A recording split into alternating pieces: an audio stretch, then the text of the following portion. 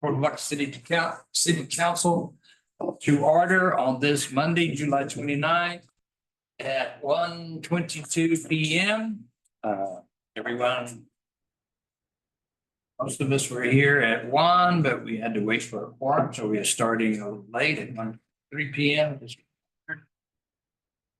And as usual, we will skip the formalities of the regular meeting, and I will begin by asking if there's anyone here that wishes to comment before council.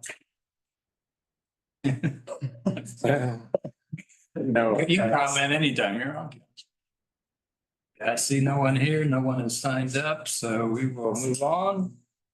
And one agenda item, and that's to review and discuss capital improvement plan, our CIP, and other plans for 2024 fiscal year. If we start, I will give us a recess if council wants to recess for a few minutes and get some snacks that staff was so kind to bring us. Does anybody want to go? I hate holding anything up, so I'll get some. We can get something in a minute. Let's go. I've already gotten. Okay. Yeah. All right, then Jody, you want to begin? Yeah, let me start by just giving a brief status update on where we're at with our budget. He's got everything in the big spreadsheet.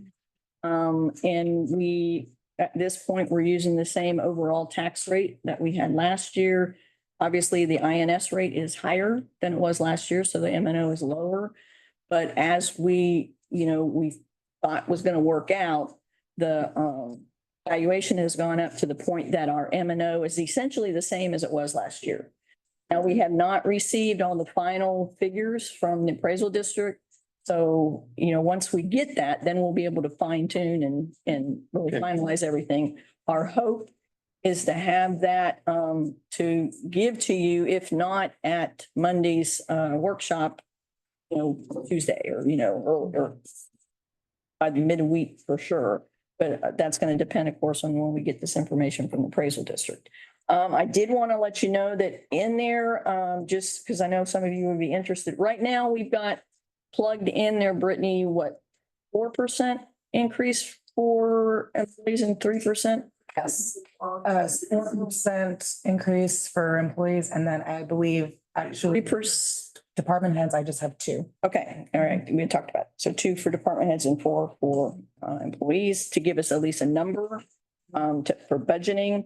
I did want to let y'all know that in our budgeting process, department heads, I'd received 3 requests for new positions to be added to the number of employees we have. At this time, the budget received next week will include only one of those, but I wanted to kind of let you know what was requested. And again, this is still subject to getting these final numbers and making sure everything does work. But what had been requested was, as you know, we're going to be, if you remember, we're working with the county on the combined dispatch, which all that should take place January is what is our target date right now. So at that time, we will be losing 4 employees. Our count will go down 4 employees that will then go to the county. So we'll no longer have dispatchers. One of the requests from PD was to, we're losing 4, but that to add one, he essentially retained somebody to be a receptionist and help out with evidence clerk, because there won't be anybody right there if the public comes into PD. Kind of worked it out. There's Colin, there's a way for people to like ring a door, ring a bell or whatever, and either Karen or Angie will take turns answering, right?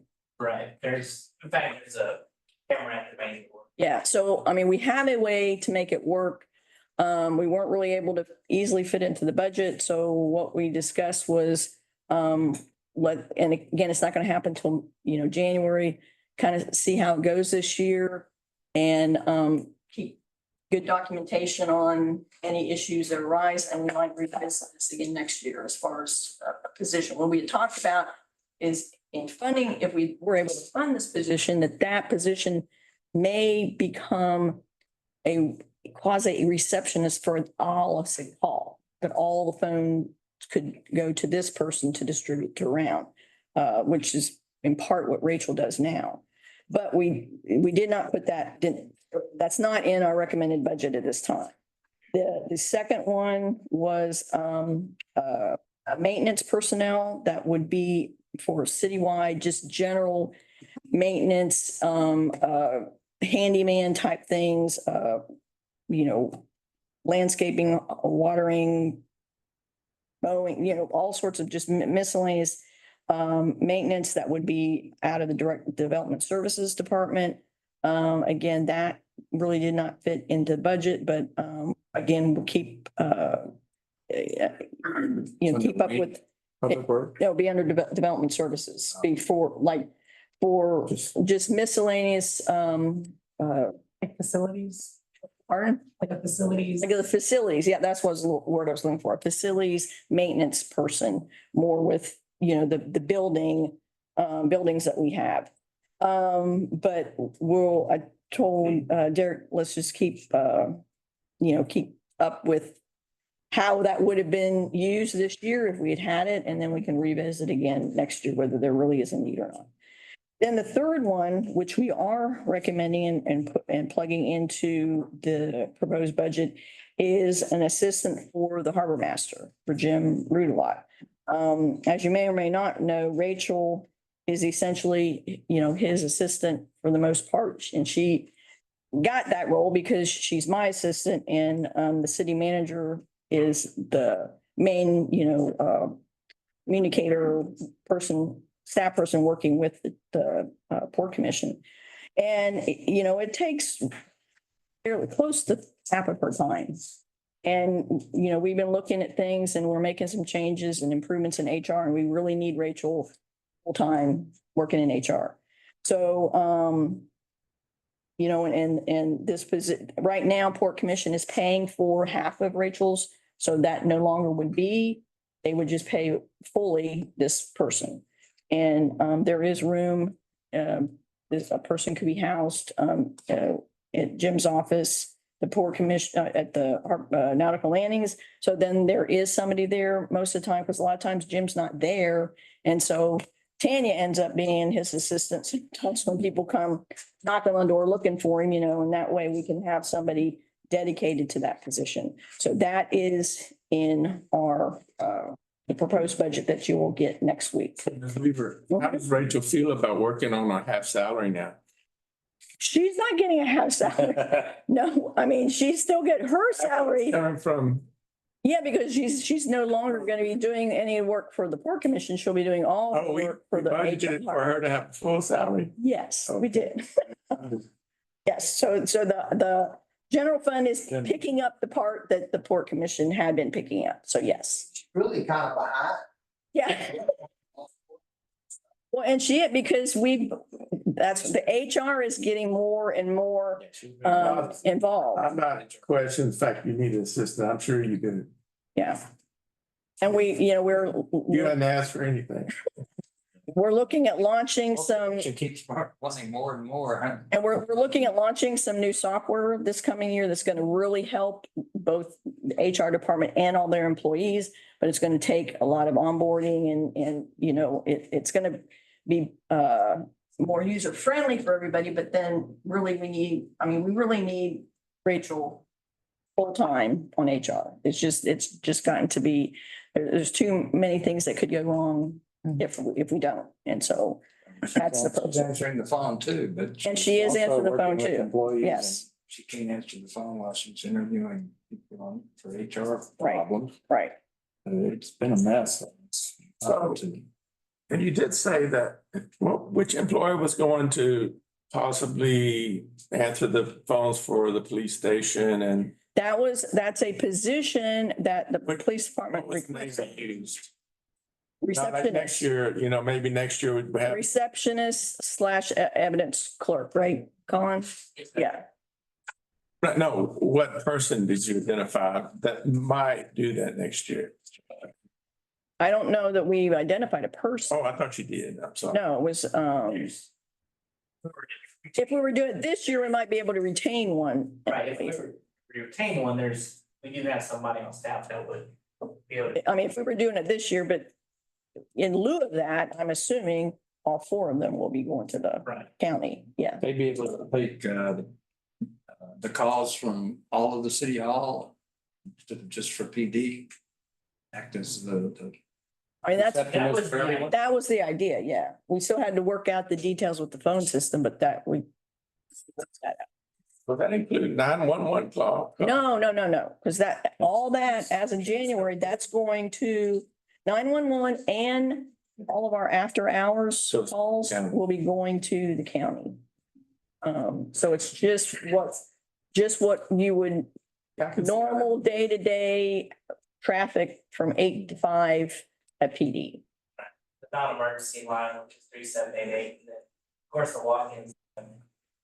If we're not answering our calls, we'll catch it from the public pretty quick. So. Yeah. So I mean, right now, if we were having trouble making things balance. So that was one of the ones we took out. Again, it's still open. It was like 70,000 for that position. It'd be like a receptionist, public liaison. Yeah, Direct them where they need and to go. assist with Rachel. what both Karen and Angie are doing. Right, the idea was to cross-train her, through all of it, as far as getting records, release of evidence, all that kind of stuff. Be a good position, because we'll catch it. I mean, that's- Missing call. I mean, that's one of the things we Get you had down. talked about is trying to, get all to better streamline the phone calls into City Hall. And if they could all go to one person and that person could be trained on some things, because, sometimes they ask relatively simple questions.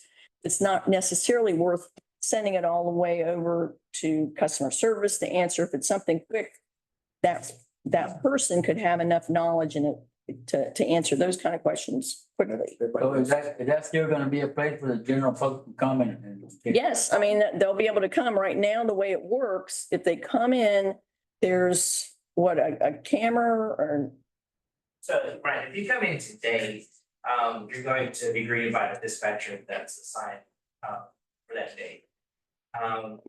Now it's gonna be a little bit different as far as, after hours, our front doors do lock, and so there's a camera that's on the outside of the door. but what, after January, when they come into City Hall and there won't be anybody in dispatch, because Angie and Karen are elsewhere, but they can talk to them, I guess, through We can set up another camera as far as that, it's not that big of a deal, but, the idea was maybe one of them would take the morning shift and the other one would take the afternoon. Make sure that there was somebody up front, You said after hours, what do you mean by after hours? after 5 o'clock. The front door is actually shut as a safety precaution. So they can have like a button there you can push?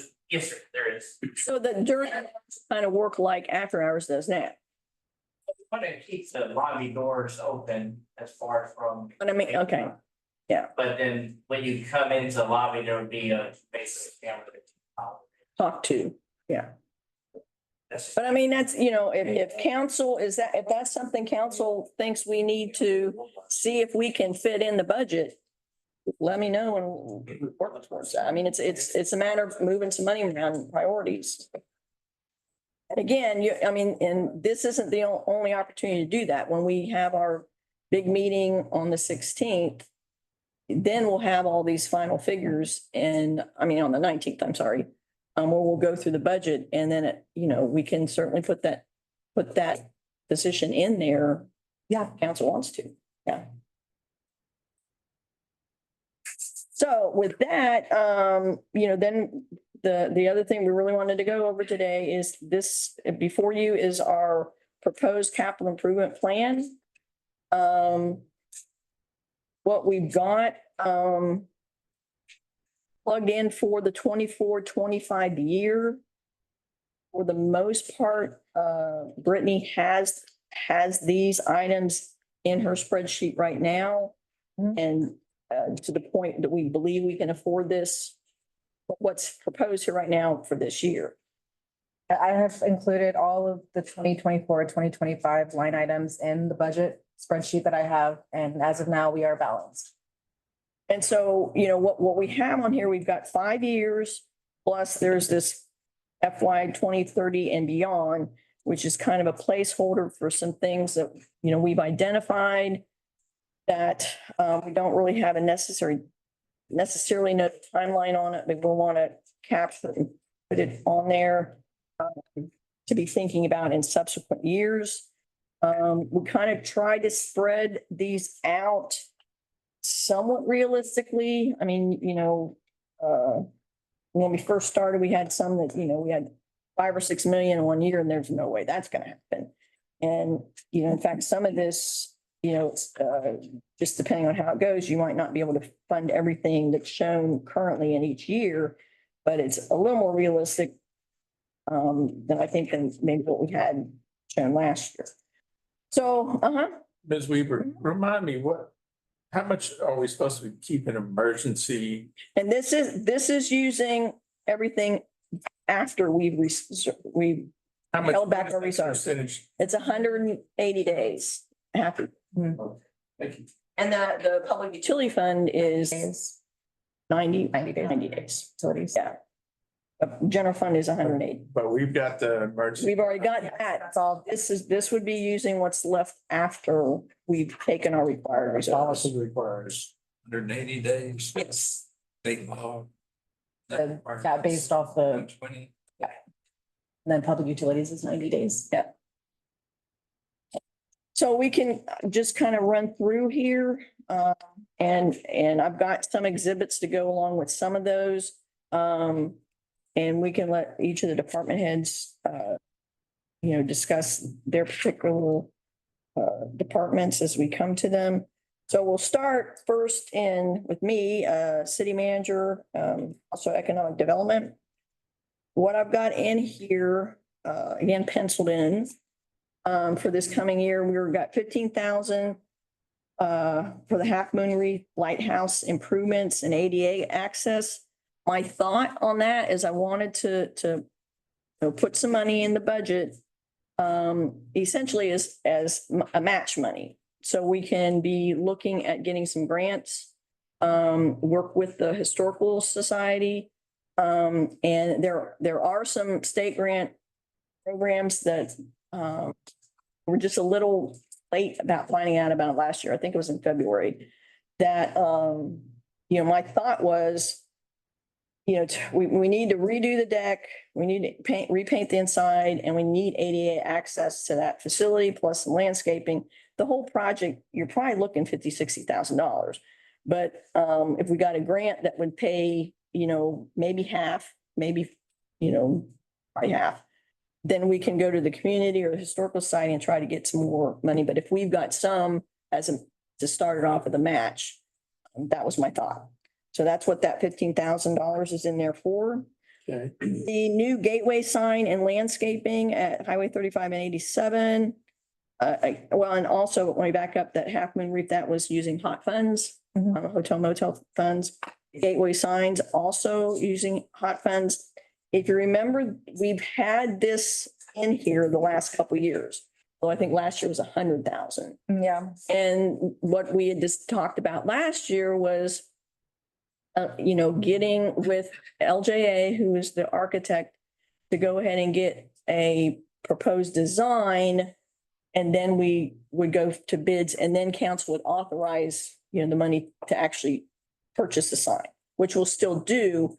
We're late in the game here. I had hoped by this time we would have a design, but this year, there's been several delays, between myself, staff, and LJA we're just now getting around to getting the contract signed for them to do this work and getting the visioning committee together again. So clearly even that won't be done before the end of the fiscal year. So we're rebudgeting for it.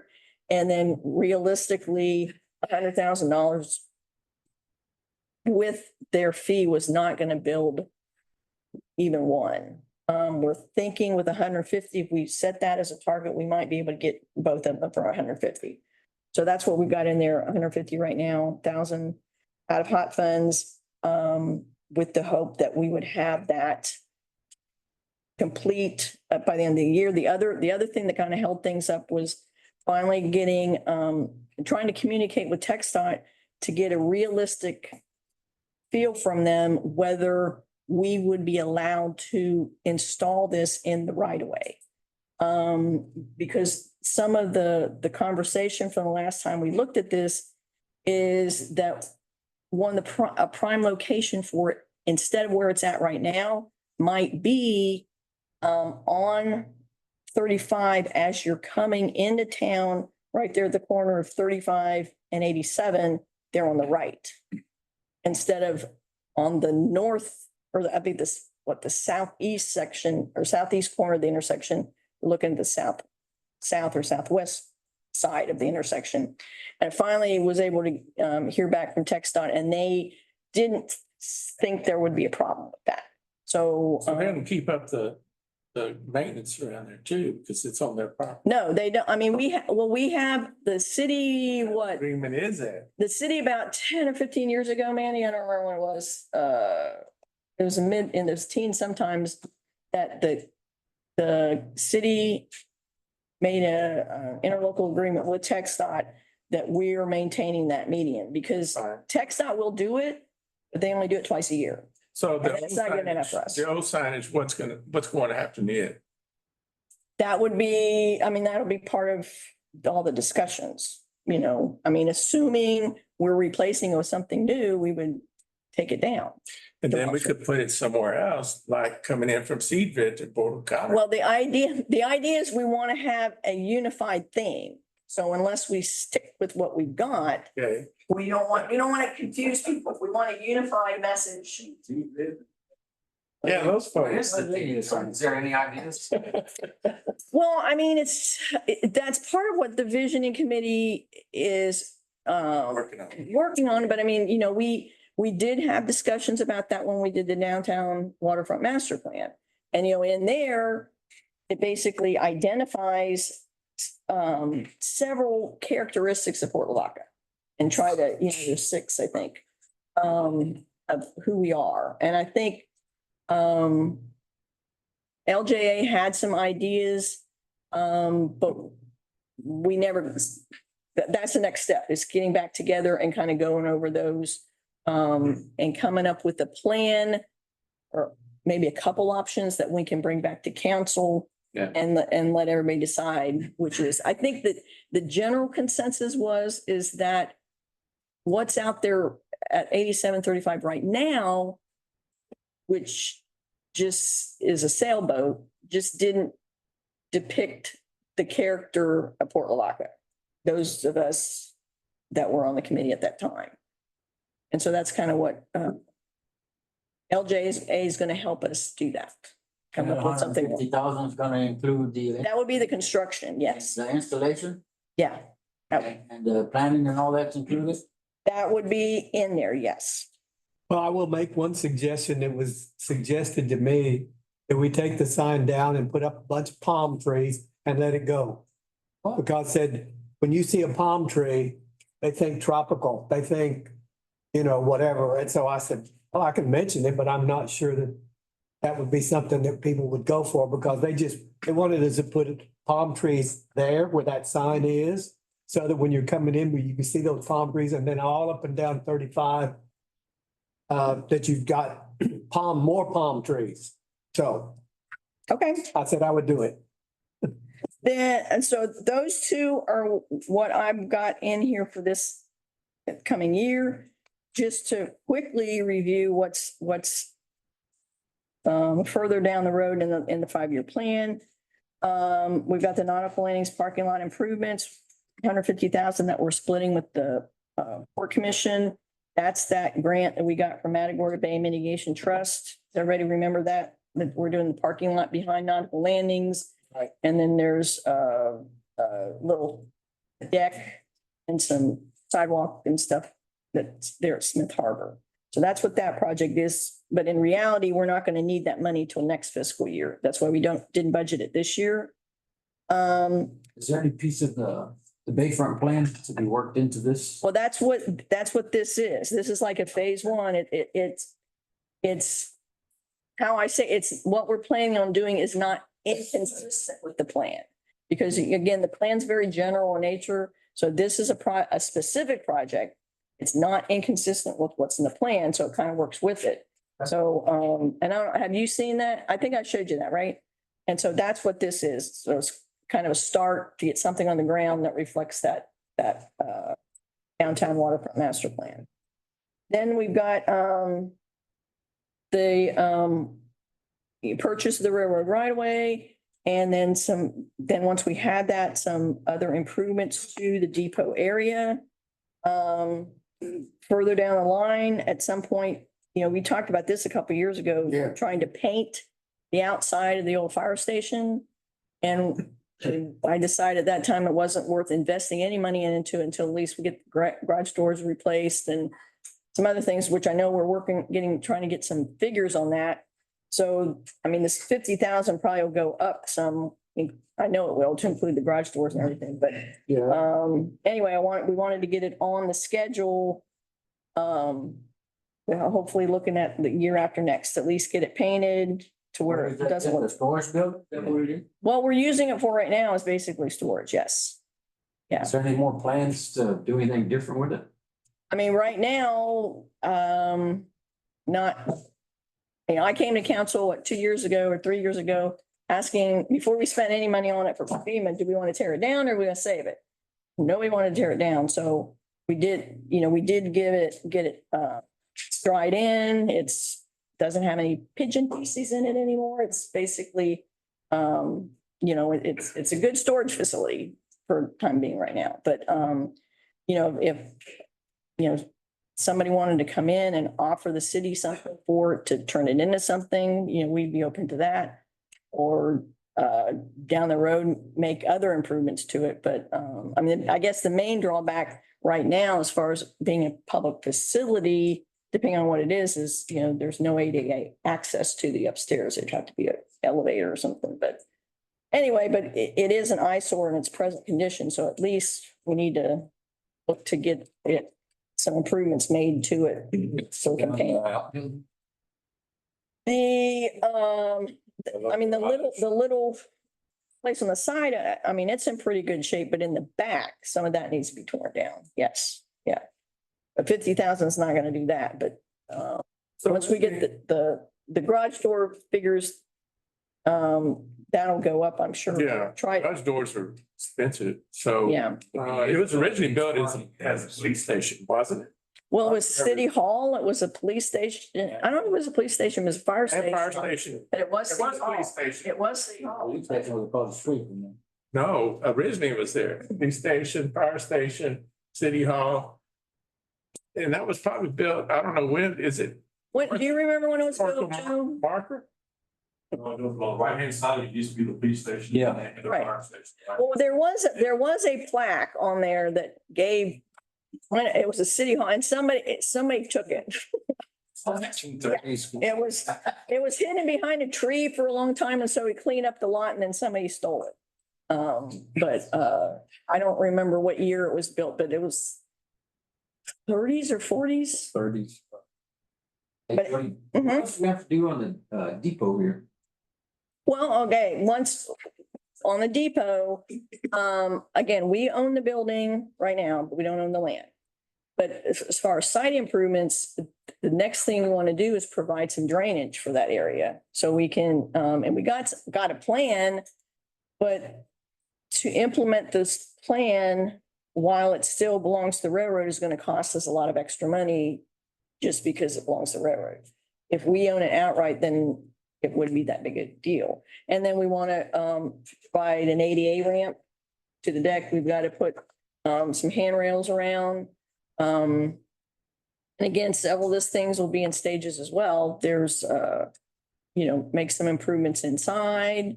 But outside is basically drainage, some parking, and to begin implementing park facilities consistent with our downtown waterfront master plan. Because it showed it like a linear. Like a place that you can rent. I don't, that's still it's still up to grabs. Nobody's made that decision one way or another. It could be, like I think in Kyle, it's actually a museum, a railroad museum. So, I mean, that decision hasn't been made. What we're gonna, for sure. What do you think of it? Just an event center, like a wedding? Yeah, I mean, people need places to have baby showers and all that kind of stuff. And there could be some stuff, I mean, we gotta recognize again that, the nature of the flooring is in its natural railroad depot state. So it's not something we're wanting to go in there and, redo flooring and everything. So that needs to be taken into consideration too. But it could be, I know, years ago, it was rented out, I think, or at least people used it for different kinds of events. Functions. Yeah. It was in a haunted house one time, I remember. Like, Yeah. JP's when they were around then Oh, really? 30 years.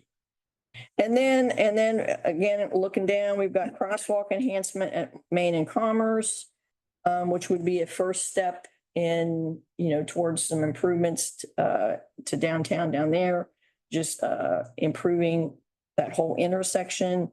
And then as far as economic development, we've still got plugged in here potentially some money for a lift station on Independence Road for economic development purposes. And I think actually we may have this a match for that budgeted in phase 1. I'm not sure we still have that in. So we moved it over here, right? are we Anyway. close to actually having to pull the trigger on that? No, I mean, we had talked about it at the time we were looking at the bonds, and at that time, council was not interested in doing anything now. But, the potential's still there if a developer comes in and, we know that the next imminent project that's gonna need something is the housing authority has bought property there and they're planning on building there.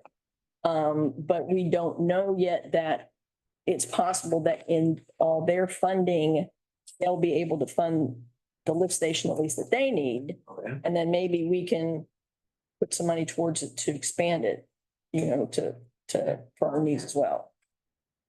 So that's just up in the air down the way. Okay, then, moving on to City Hall, what you have in front of you, and we talked about this, some at the meeting we had in June. This is, and I'll be honest with you, at that meeting, I did not get the sense that this was necessarily a top priority council. But I can tell you that, in talking with City Hall staff, this is something that staff is really anxious to see done. There is concern with security. And they would like to, to be able to move forward with some of our plans that were outlined in our security audit that we did last year. So, the next phase or the first phase of the security upgrades, we've got budgeted in here $350,000, with a second phase, the following year of $250,000.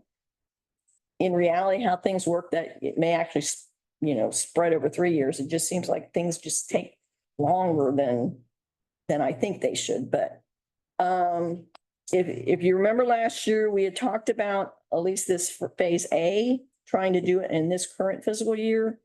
And again, we had delays with Raleigh McCoy, and they are currently working on this now, but it's not going to get done before the end of the fiscal year. So we are rebudgeting for it, but they are actively working on putting some plans together.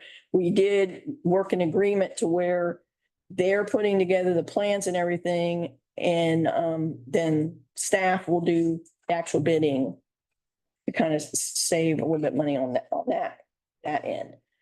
But so since we're looking at rebudgeting anyway, and go ahead and trying to move forward with the first phase, we've identified that we're thinking the first phase would be to do the security improvements on this end of the building. Because we've recently, On which end?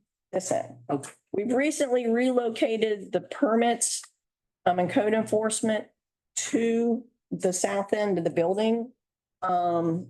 In the area where Karen used to sit, but they're all on the south end of the building. So that kind of frees up, other than Katarina's down here, but we can work around that. But most everybody's down here, so where we can take that opportunity to do the construction on the south end. And what that does is establishes bringing municipal court to both municipal court clerks to the north end of the building, near where municipal court is held, which is here in council chambers, provides an office for the judge, and then provides two other, offices for staff. There's a barrier here that, you has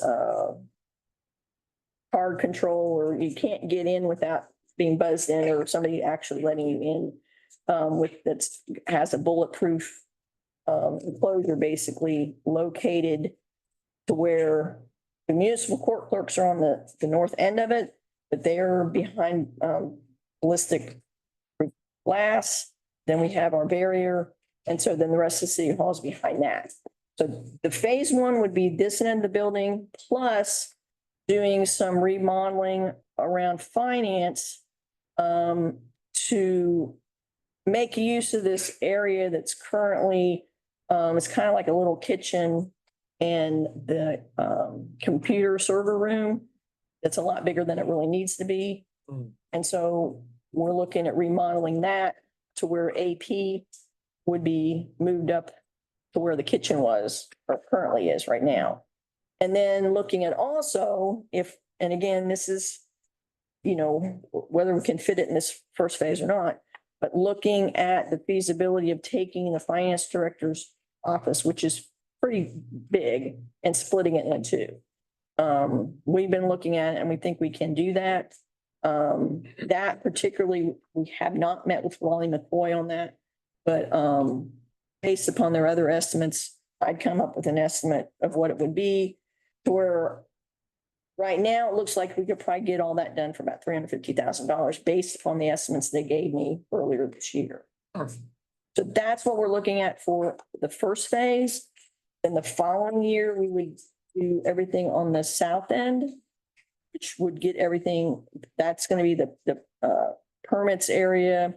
And we'd be essentially creating a hallway within currently where permits and Karen are sitting now, to where you'd have where it says card access control, that's the door to get into the hallway. That would be the bullet resistant door, and all the windows out to the public.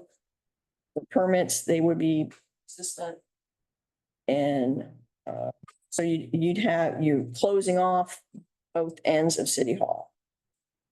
And this year, of course, we're doing the bullet resistant enclosure for utility billing and redoing their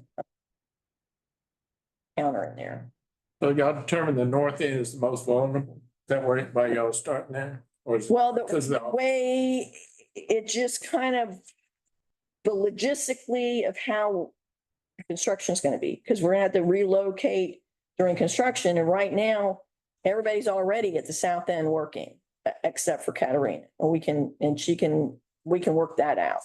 So where the north end is basically freed up, let's work on that. And then when that's done, then the municipal clerks can move to their new location, and that frees up all this to be for construction.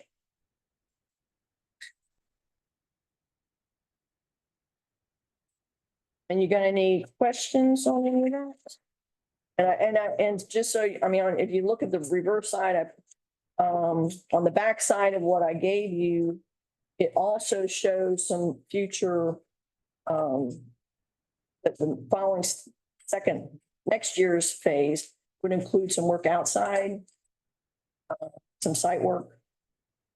And that's shown on the other, some bollards by the front doors and landscaping and redoing sidewalk and drainage a little bit. And again, based upon the estimates we were given this year, the whole thing is like $600,000. We've got it not quite split in half, but right now we got 350 plugged in for this year and 250 for next year. But if that is approved by council, then we would be getting Raleigh McCoy working on this, it's October 1st, so we can get that out and hopefully have it well under construction by next summer. Or we'd have a contractor and I don't know if we can get it done complete in a year, but we would be at least under construction. It's hard to get anything done in 1 year anymore, but we're gonna good try. The other thing was the drive-through pneumatic tube system replacement. That was something we budgeted last year, if you recall. And what happened there is we were, when they came to look at that, they were telling us it's gonna be expensive to replace it underground. And so we were, okay, well, we'll just, go overhead. Right. Well, the more we got to looking into that and getting estimates, this overhead structure was gonna be a big old structure and it was gonna even be more money. To where, because, in order to be able to support the overhead, and it just became a lot more complicated than we were thinking originally. So instead of taking a step back and looking at the project again, it made more sense to just replace it underground. And then instead put, there's a copy in here, put a canopy. Just something, just something like that. That's not super expensive. That's, we were looking at something that's gonna be several $100,000. Full-fledged building canopy to support this overhead structure. Whereas this would be, neighbor of maybe $50,000 tops. What's wrong with the tube underground? It's cracked. It's got, I think it's shifting or something. It's cracked, but it kind of, I think there's just a little weird lip in it. Sometimes the tube just kind of gets stuck in it. Yeah. So we keep having it called debolt and they have to like blow it out or weirdly enough, citizens, we have them where they're trying to lift it up, but it just won't go. And so Cindy will have to tell them like, push it out. And it's just inconvenient. It's forms in our pharmacy, $50,000 for that little structure. For this one, I mean, I'm thinking it's probably, or, I don't know, I believe you're right. it's probably 30 to 50, somewhere in there, yeah. I believe you're right, but I can't. I know. Everything, it just things. I don't know if I'm just getting old or what, because things just cost a whole lot more than I remember they. It sure rolls off the lip. It's And so then the other thing we've got in here, looking down the road is at some point, maybe as soon as a couple of years, we're gonna need to budget to re-roof City Hall. If you remember, we looked at that a few years ago and we got because what happened was in Hurricane Harvey in particular, and even before that, winds came and just blew all the protective granules off the roof. And so that in itself did not cause any leaks, but what it does, it takes away the protection. And so the roof is going to accelerate and it's aging quicker. And so we did get a price to recoat the roof, and it would have come with a 10-year warranty, but the recoating the roof was like $300,000.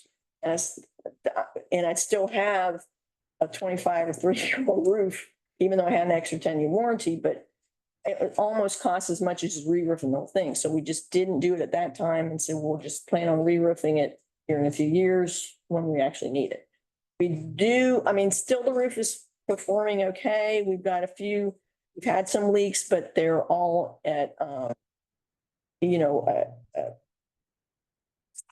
different elevations of the roof. There are no points where it's why it's leaking. We know why it's leaking. It's not like just general. Just seams in the building. Yeah, like, you know, the different, we have a lot of problems between the upper roof and the lower roof, the base flashing right here.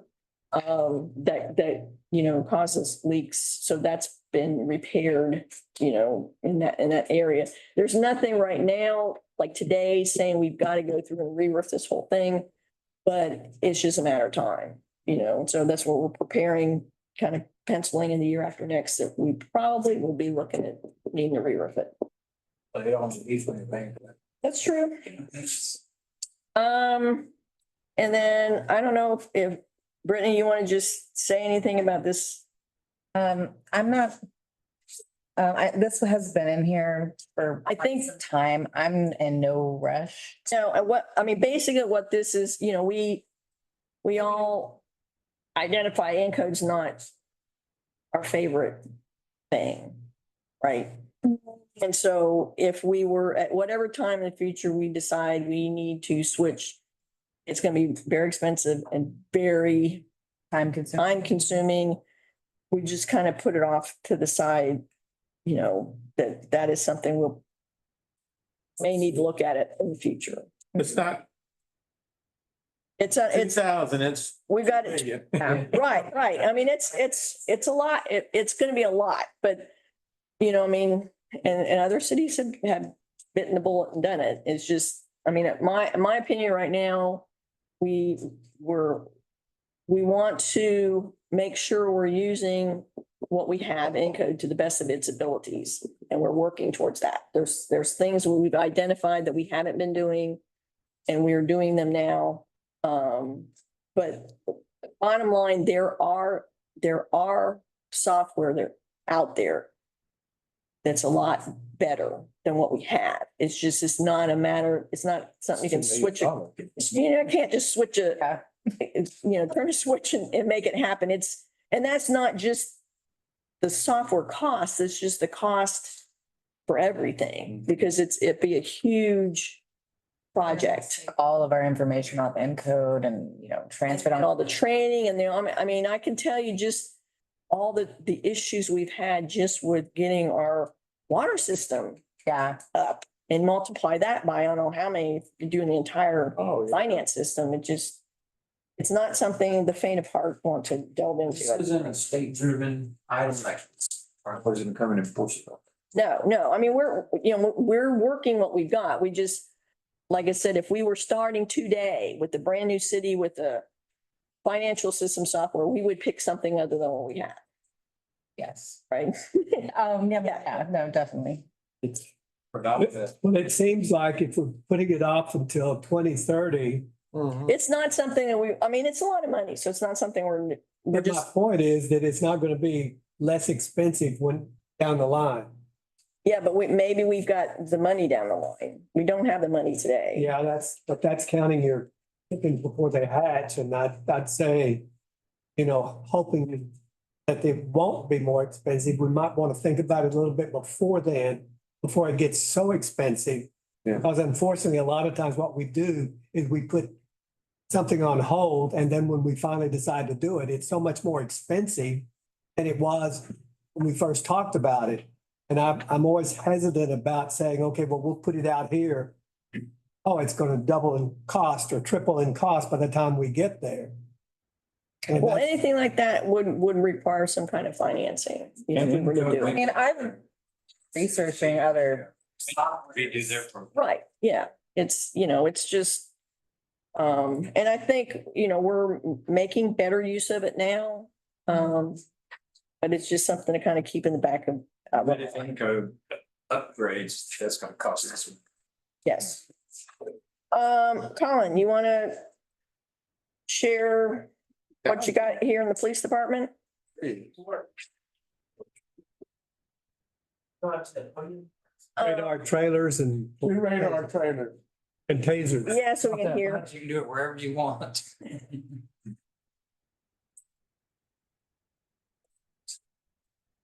So this year we budgeted 2 radar trailers. The one that we have, it's quite old. It's been hit multiple times. In fact, the reason why it's not out right now is that we had to send off the actual radar because it kept erroring. But as soon as we get that part back, we'll get it back on the street, so. But the idea was to have multiple trailers so that I could put different parts, different neighborhoods and stuff, kind of switch them around. See if it kind of work. Yeah, well, they definitely slow people down, for sure. That's all they do, right? You can't look at them radars and tell who was actually speeding. Yes, sir. Huh? Does it keep track of the amount of time it goes off? Oh, your ticket is your. I have specific ones, but these are just bare bones basic. Just the radar. Right. And the lights. It'll flash as far as. I mean, they're gonna take your license plate, No, sir. No. No, it will not be. I can just keep on going. Yes. We actually set a low, dude. What's that? We actually set a low, like a cutoff, so it'll be like 5 over the speed limit, and then you won't register anymore. Cause then you'll have people wanna, make sure they have the best Set the record, speed. That's a lot of race. The new ones, is there anything on them that'll keep them from getting hit, like more lights or, I don't know, anything? Unfortunately not. We've tried, put them in different places and somehow it's if you focus on something, you're bound to hit it. And that's a lot of it is fortunately people driving drunk and then hitting them and then alcohol. Do you know who hit it? Not the last one, unfortunately. So it's been hit a few times. But we don't put cones out or anything ahead of them, right? We used to, but the cones tend to walk off too. It's, yeah. So, yeah. So. To his point, we have cones and barricades that have just disappeared all over the city, so Our kids. somebody's got a garage full of them somewhere. I'll sell you some. But like I said, I think I think I got a few quotes from the last chief convention, so. They're gonna replace the teasers. So yes, we also put the as far as tasers, and this is a 10-year kind of long lease. So when they are up for an upgrade in 5 years, they'll just come back and replace the latest and greatest. I budgeted them when I first got this position back in 2016. So we're on about our 8th year, and the shelf life is about. How many did they take? How many? One for every officer, and then so we're budgeting what 20? 2 for the chief, So 1 for every officer and 2 for. How strong is that? I've been hit, as far as training back in 2002 or 3, I can still remember as an acquisition. Oh, man, It's a hard nurse. hate it. It definitely makes a lasting impression. Sure. Without a bullet. See, the combined training grounds, that's been kind of an ongoing project. I know Dustin Jenkins with Calhoun County EMS was getting grants for the actual building.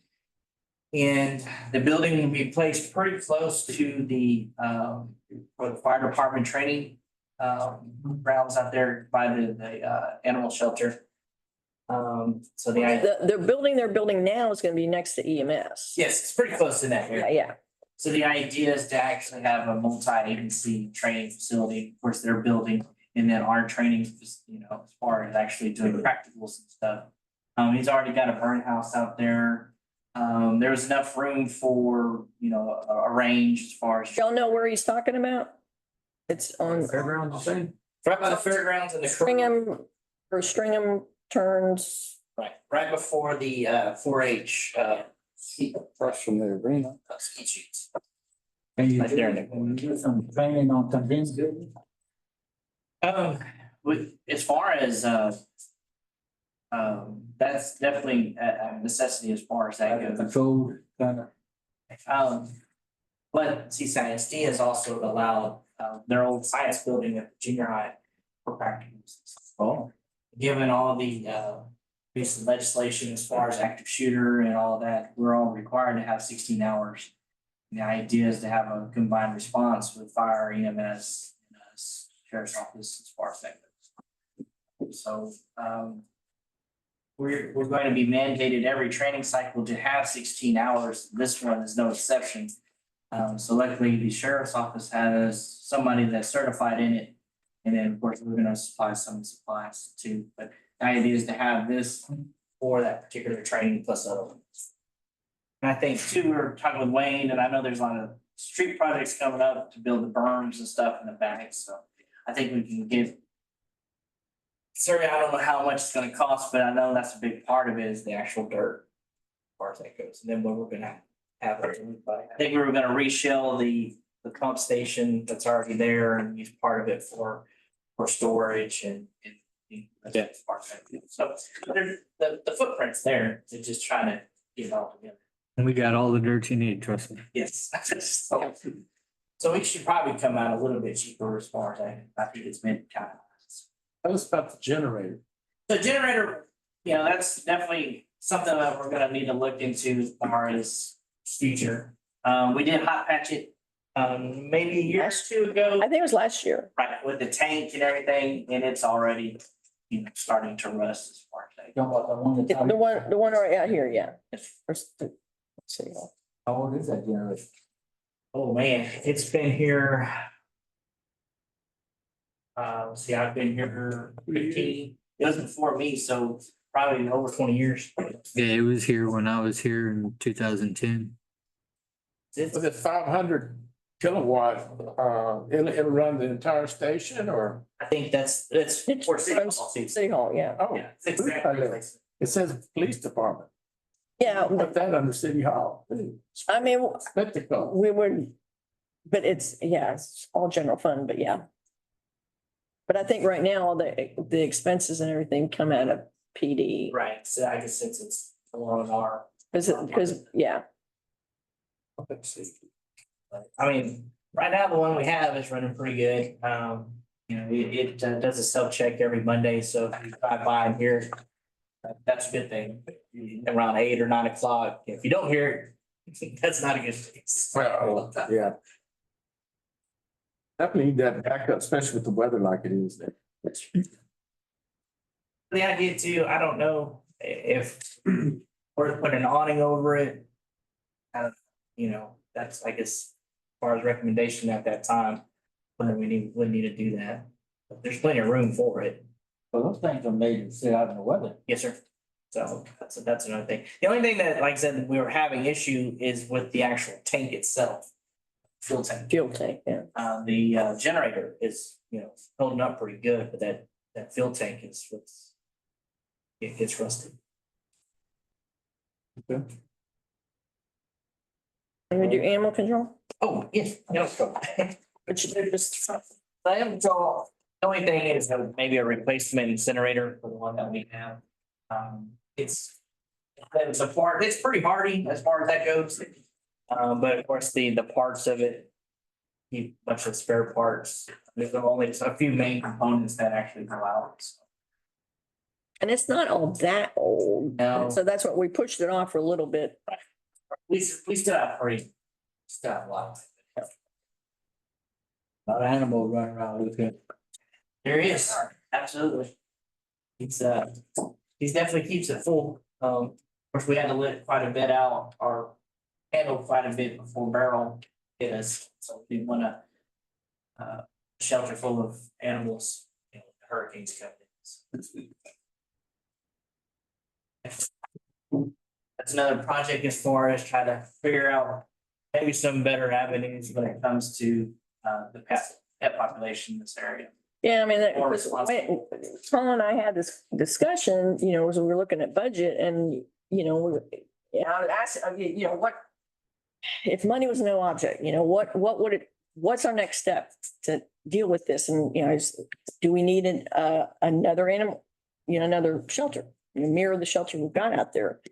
But it sounds like that in itself is not really the answer because you just fill that one out too. Yeah, Yeah, we've got to deal with the problem at the source somehow. you can pay people to be adopted pet, adopt pets. And I think the key route is getting them spayed and neutered. Sure. That's- Responsible that's- pet ownership is a Yeah. big part of it. It's very expensive here. Victoria, they have programs where they discount spay and neuter. Yeah. I mean, the main society, Take a pet. they're always full. There's several shelters that we, that we work with, rescue groups. So it's not an issue of trying to get them out, it's just, responsible pet ownership here is. Yeah. And two, we have to decide on how heavy handed we want to be, because Try to fix every cat that comes along. Did you get another assistant for that? I did. Or- Rescue 4 dogs. we held off on it until all the repair and all the work was done to the shelters. Oh, he by himself. Right now, he is. Sit at home That's a now. lot of work for one guy. It I is. think he's, You're talking about the second. yeah, he's not talking about the temp. Oh, we're going through applications for the other animal control. Yeah, that's what I'm talking about. But then there was also a part-time position that was approved for just the shelter itself. Oh, okay. That actually be housed there. But we were waiting for all the repairs and stuff to be done. There was no sense in having somebody part-time or somebody there if we weren't even gonna take in animals. We pretty much got all that wrapped up. Yeah. We'll be actually looking for. How many trucks you got running? Oh. And for the whole county. For the old county, yes. That's a lot of work. And especially when they're coming in on Saturday and Sundays, to clean and feed. So they're on call every other week. That's Okay. another consideration maybe in the future is a third one. But, kind of, he's Tracy, I mean, he's a godsend as far as that goes, because he puts in a lot of time and he puts up with a lot of comments and concerns, and so Did he put in overtime? he does. I mean, he has to. As far as Saturday and Sundays, and of course, being out. Well, no, anytime I call him about a dog or whatever, he already knows about it. And then it's not it's just, boy, he's been trying to catch it or Right. whatever. And apparently most of the dogs know him by now or know his scent or whatever. And as soon as he's anywhere nearby, they're gone. And he got a new dart gun, so. He was, Dart gun? right, so he'd be able to, get a little bit closer and something. He was pretty happy, he had some training on it, and so. Yeah, it does help. Your instruments for Tilly were delivered There's one dog that lives in the neighborhood where I live and for City Park. travels around a lot. And That was insurance. and a lot of people feed the dog. And so he went out one day to catch the dog and some lady told him, said, no, leave it alone. We all feed it. So I know it comes by my house because I feed some feral cats and I did my rescue with 4 dogs and yeah, there's a lot of them around. Yeah. Where do you live at? You need to get you some dog food and start feeding these poor animals out here. Okay, All right. all right, thank you, Colin. Yep. Joe, you want to, Yes. I don't know, you take a break or listen to Joe real quick and then take a break? 2:30. Let Joe get. Yeah, let Joe, and then we'll take a break. before- Yeah, good. It took a long time. Mayor Council, so this year we put in $15,000 for capital for installing the latest restroom for our shower, one of the fire stations on Austin Street.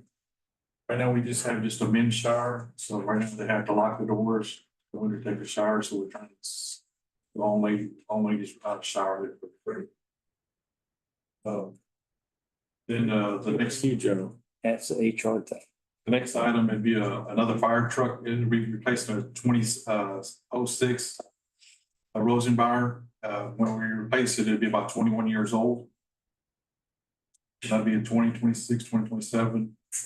Yeah, what I was thinking, we could budget, put some money down and then finance 3 years, kind of like we did last. The last one. Yeah, like we did last one, yeah. What happens to the old one when you get a new? Spin it off. We could auction it off, or we can donate it. Truthfully, there's not gonna be really any value in it. It's 20-some years old, and Yeah. so we could do it a helping hands program, give it to another department that doesn't have a fire truck at all. We could do that. Then we'll start our, in the 2026-2027 years, we'll start replacing our SCBA's, those have to be replaced every 15 years. That's when, it's gonna be the 15-year mark there, we'll start replacing those. How many you got, Joe?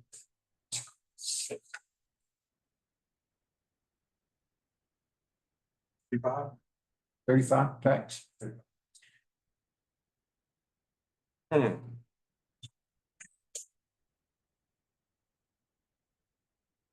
Then, $2,000 back.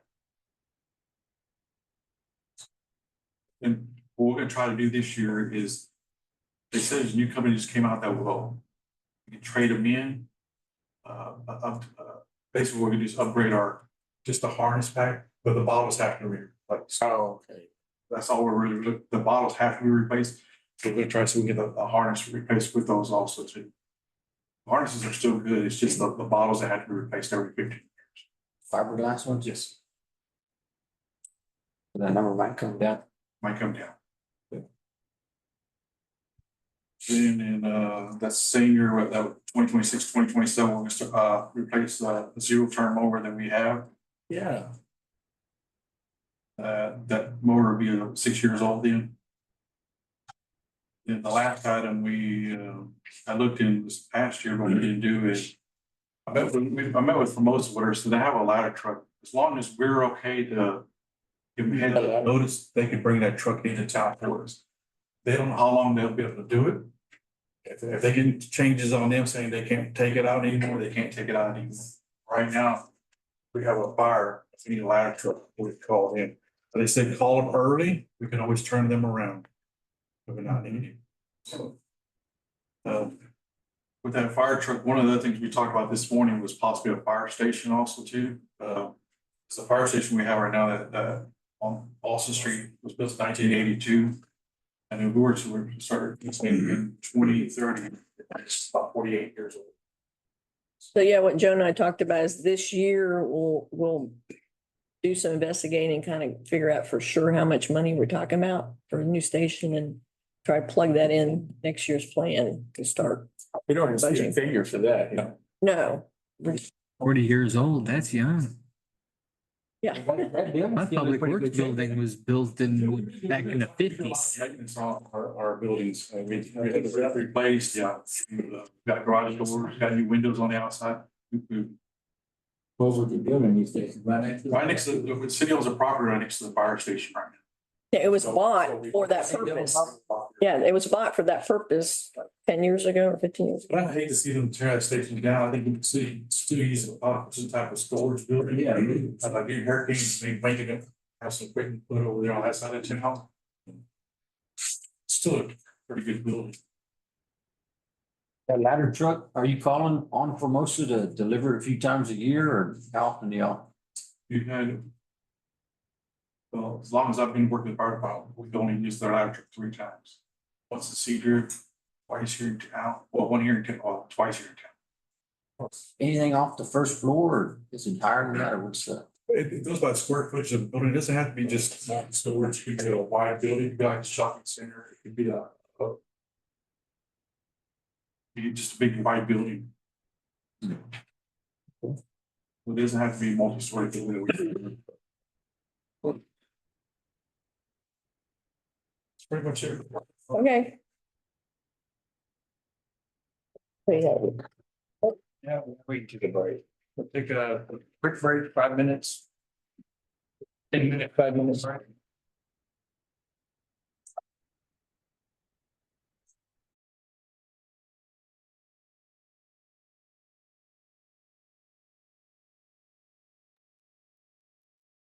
I mean, I can take that first one real quick, because there's nothing, we don't, you see, there's no money there. That's for the detention pond for George Street area. Yeah, no money. Using CDBG mitigation funds. It's, I think it's around $7.5 million or so, but, it won't take any of our funds. It's all grant funds. That mitigation that we're still waiting on to get approval from Yeah. DLO. Yeah. And then, yes, and real quick note, I have been emailing Union Pacific Railroad nearly every day since we last met, and they still haven't responded. So, although he was on vacation for all last week, but no, the week before last, but he hasn't responded. But I'm still trying. Well, we're not gonna spend any of that grant money if you buy the property outright. No, you're not gonna spend any of the grant money on buying the property. We're gonna spend, it's gonna be spent on the improvements, yeah, on building the detention, just not acquiring the property. Gotcha. Yes. Okay. Let's start with Independence and go down. Okay, so for the streets and drainage CIPs, the first three, the Independence, Alamo Heights two, and Western Heights are all bond funds. Well, we'll back up. I mean, Independence and Alamo Heights, council's approved. Yeah. Western Heights, that we got money left over. And so, yeah. That would be, Looked and see what project could we do with what's left over, which done. And we looked at several things, but Western Heights, Rosie's district. that's Rosie's district. That would be replacing what, the water line, right? And water line, curb gutter, and streets, and that would finish out that area. Here. I know she's not here. So I mean, Speak up for Rosie. I mean, we did look at, I know we did look at and worked up a price on what, Brook Hollow would cost with a sidewalk all the way from near, like basically Travis, I guess, in part of Holiday Lane and then up to Oakland. And that was like $1.8 million. For a sidewalk that long? Well, not the side, it's a sidewalk and the road, Construction. do the road and everything. All They that. do the road completely? Yeah. Oh. I mean, it's not total reconstruction. It would be scarifying things up and essentially, I don't know if you put all the curb and gutter in there, but was all the curb and gutter on the side where the sidewalk's gonna be? Yes, clearly you'd have to redo it. On the other side, significant point repair of curb and gutter and then scarifying up in the middle, adding material, stabilizing and reshaping it. That was all 1.8 million. What is that? That was looking at Brook Hollow. We've been talking about a sidewalk, maybe to tie in where the sidewalk ends on Travis at 35, pick it up there and keep going, eventually going, down Oakland and over to 1090. But just to kind of give an idea, and we got it in here down a couple years down, what it would cost to redo that, put a sidewalk on one side. But again, we've got roughly $2.1 million left on. We've already generated like $700,000 in interest to date. And we're going to continue generating interest. So even with the interest and what we've got left over, we've got enough to pay this. Remember, the other thing we were kind of penciling and then that we might need bond money for was those aerators for the elevated tanks. But by the time, we'll be generating enough interest to pay for those. So I'm not too worried about that. But we were just trying to identify a project that was needed, that could be completed, not like just part of one with what we got left over. And we came up with Western Heights. And so that's what's before you as a proposal. And I put a drawing here and highlighted the roads. What about, anybody look at Marjorie and I guess it's the other end of Fulton and Bay? And those streets are horrible. Those people are living in. They are pretty bad streets. Where's that? In my district, right over across from Freezing plant right behind, See, now, I think those would be, I believe those would be closer to like, well, those like people what you're don't pay looking at taxes, do school. they? No, what I'm saying that the construction is more like what we have at Schoolie and Henry because they're open ditches.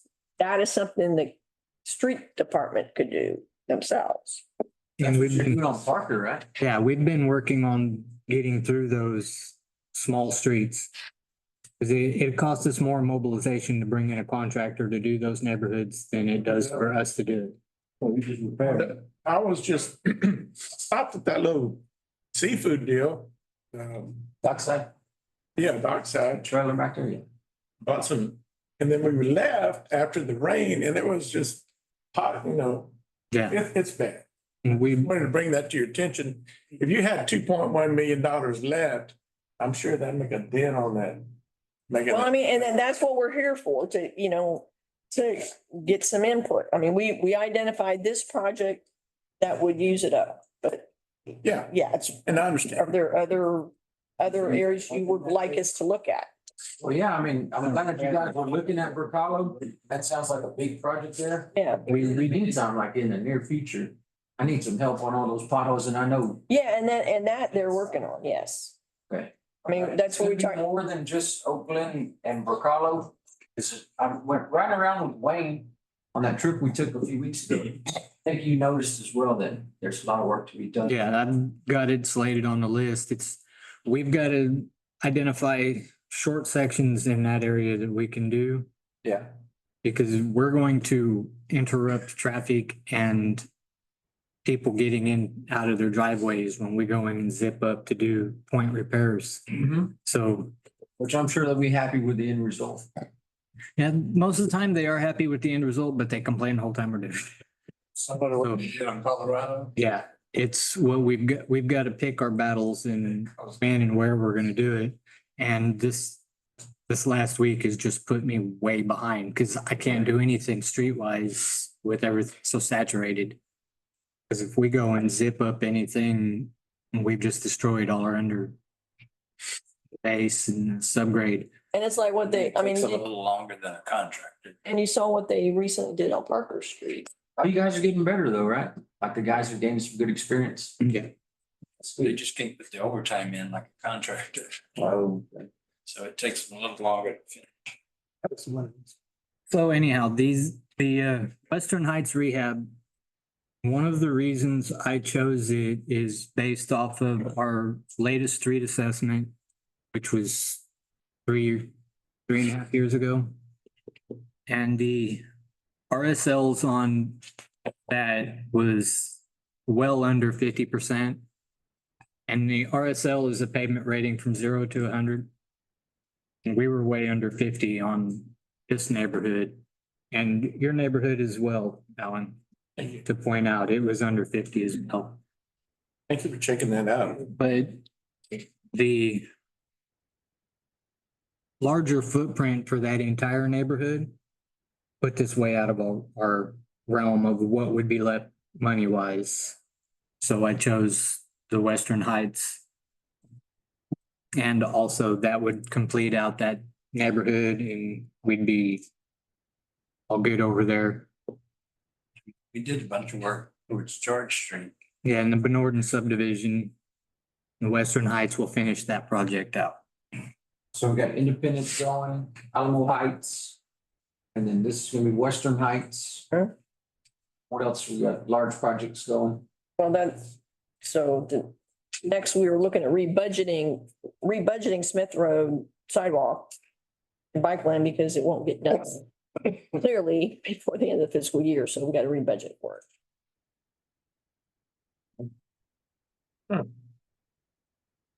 Anyone tell them about the dump truck? It was We had originally. It was budgeted for last year, but that's a rebudget. that's a, It's a rebudget. So, because you're not gonna get it until December. yeah, those trucks have been, I got 2 trucks for the price of 1. So I'm replacing a streets dump truck and a utilities dump truck, which all dearly needed.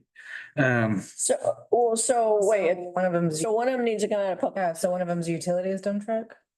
One's a utilities dump truck? One will be, yes. Okay, all right. I didn't realize that. But you'll have to find what the pricing was on them. I don't remember. I have that. I can find it. And then the FAR funds for the street sweeper. And then eventually, you guys are gonna get tired of seeing it and let me have it.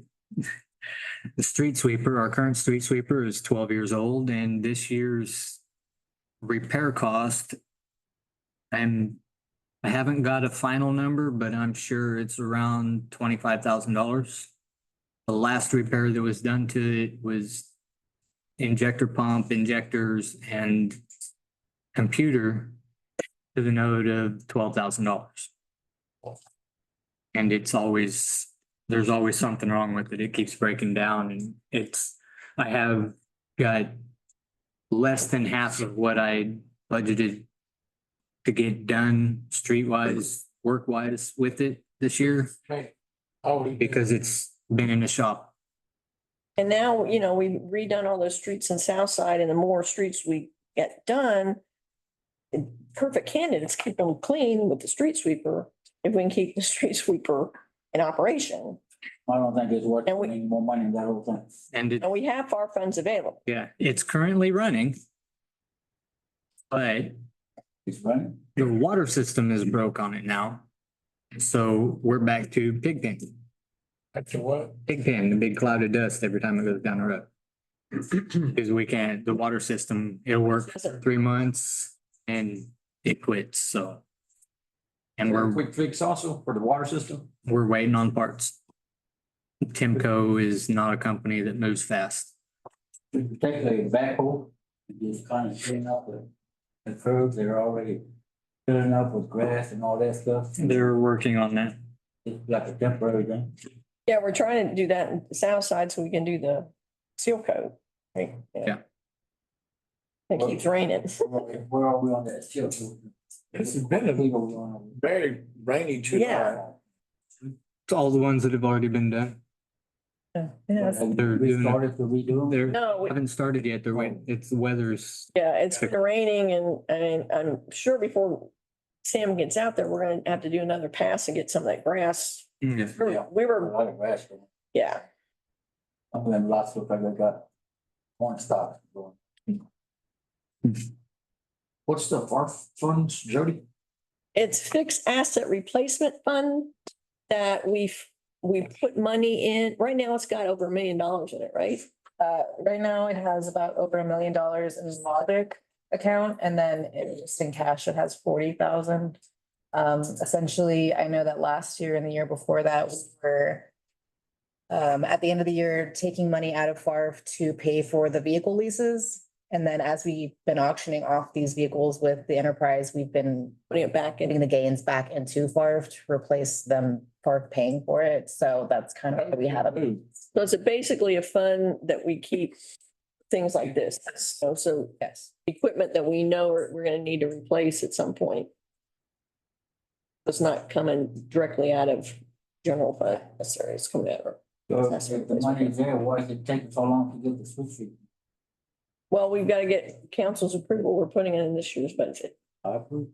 What are you gonna do with the old one? What Yes, switching to Elgin. are you gonna do with the old one? It'll auction.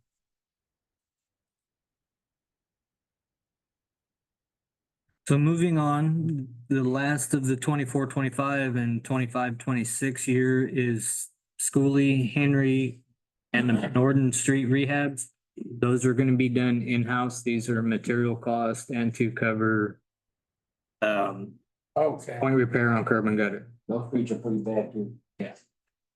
And There is a little curb and gutter on Schooley, right? The others don't have any yet.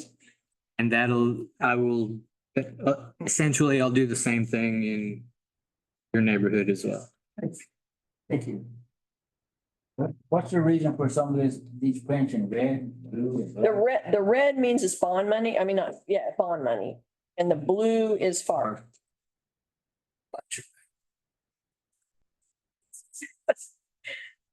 Gonna do the Julian Bernard. Schooley, Henry, and Bernard. All that stuff on the west side of athletes. Okay, Carol. Yeah, back in there. It's pretty old already. Yeah.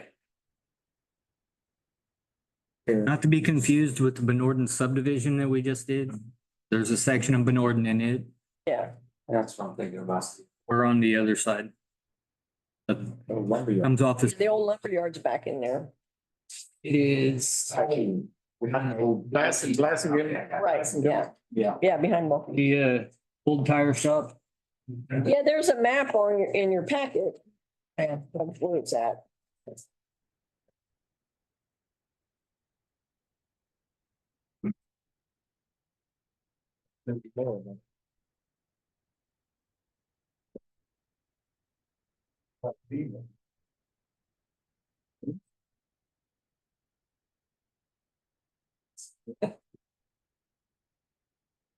And moving forward. 26, 27, I have slated to do South Guadalupe, South Colorado, East South Street, East Dallas Wilkins, and East Center Street. That would be on the east side of Virginia Street or north side of Virginia Street. Daniels. Yeah. Complete rehab. Drainage and all We're looking into it.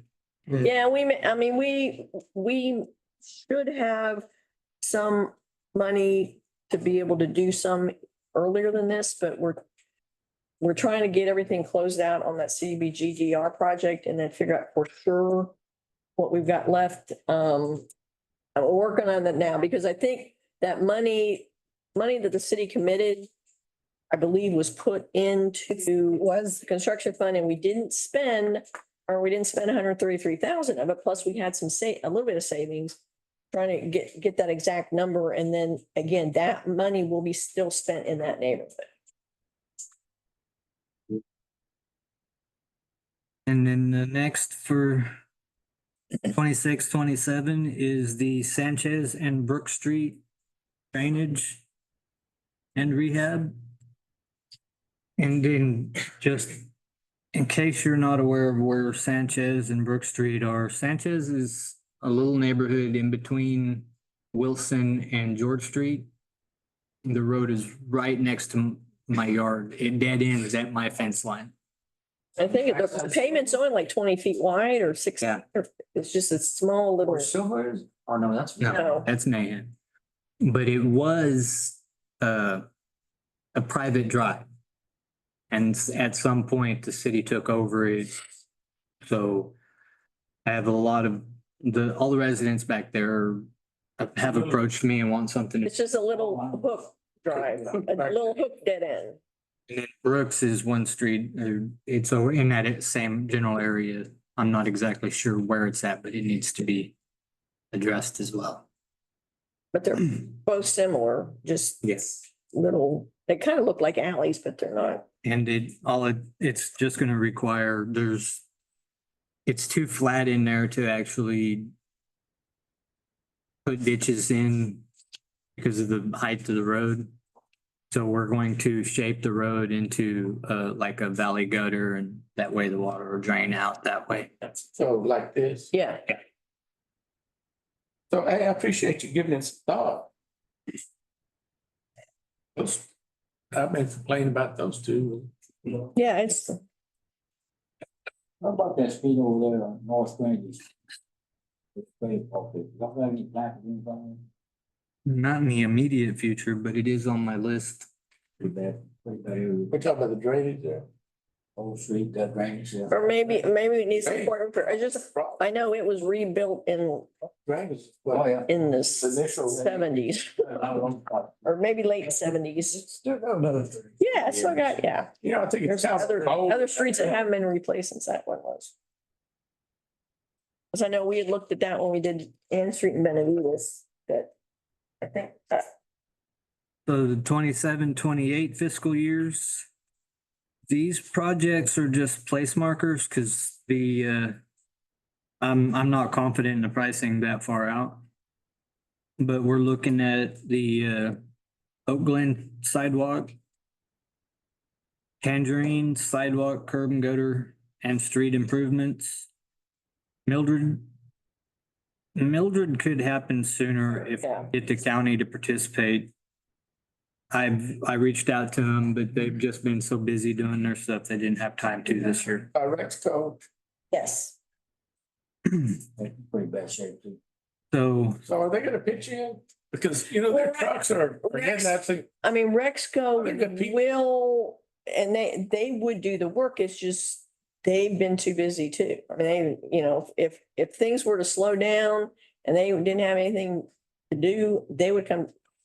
They've already said they would do it, all the labor and equipment. We just provide materials. The county's basically the same thing. It's just Rexco just hasn't found a time that they can take a break and do that.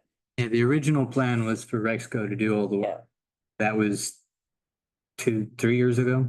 I mean, to do the materials and equipment. They weren't ever gonna pay for, I mean, I'm sorry, the They were gonna, labor and equipment, yeah. we were gonna pay for the materials, That's on Mildred. but yeah.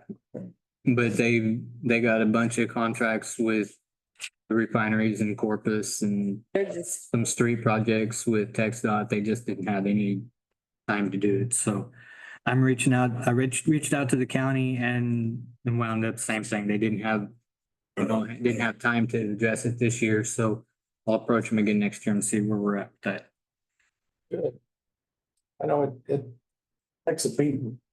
Mahan Street is in dire need of repair, and I broke it out into 3 phases. And as I said, I'm not confident with these numbers, so these are just placeholders. but the timing on that's probably about right because we would wait until we got the detention pond and everything in. Yeah, to do that. you're gonna have to cross over the detention pond. Well, and that's to be determined. Even if we did, Well, it would be, the drawing out, detention pond would be, I would assume would be a series of pipes. It's not gonna be like a bridge. It won't be a causeway. I don't think so, no. And in the 28-29 fiscal years be the final phase of the Mahan Street rehab. Workolo Drive reconstruction. And adding new speed tables into it. You're pretty confident about these numbers. No, Real confident. Now, the 1.7, that's today's dollars, but down the road. now all of these numbers are today's dollars, so going past 25-26, I have no confidence in pricing. The Virginia Street sidewalk from the bridge to 35, that's been on our wish list for a while. I'm of the thought that's TxDOT, maybe they can partner with us and take care of some of that cost. And then 20 or 30 and beyond would be Bower Street between Avalon and Suncrest, which would be sidewalk and narrowing the street to calm traffic. Alamo Heights 2, Phase 3 and Phase 4. Which would either be bond funds or tax funds. Maybe, yeah.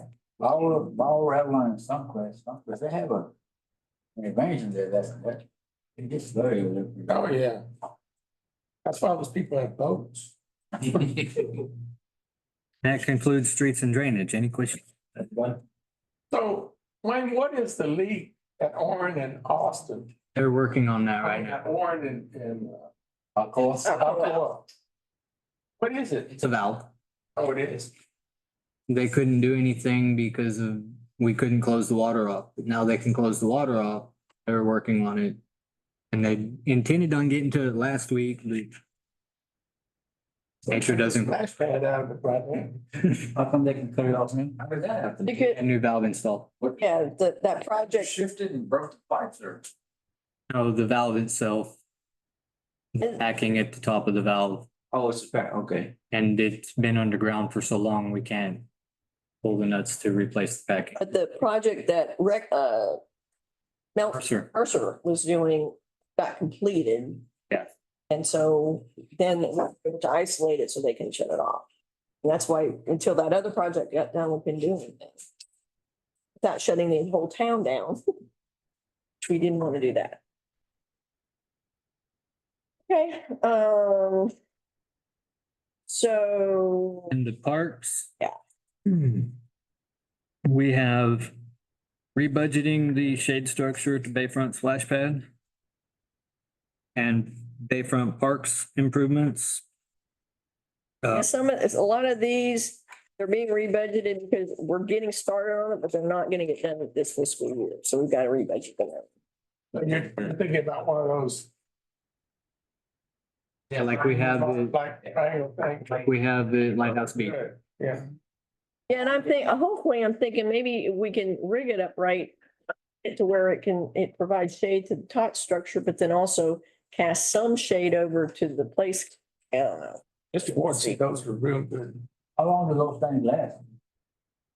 It depends on the manufacturer Yeah. and it depends on how The wind and how bad. There's- too many variables in there. If you take I mean, we them down during high winds, they can go. we do get, make sure it's galvanized poles and it's got extra thickness and quality of paint for our environment. So we do everything we can to, keep it good as long as we can. Take them down. That's not that bad. Yeah, it takes them about 20 minutes to take them down and approximately 4.5 hours to put them up. It's just bulky. It's just a lot, yeah. The hard part is putting them back up. Yeah. Because they are heavy.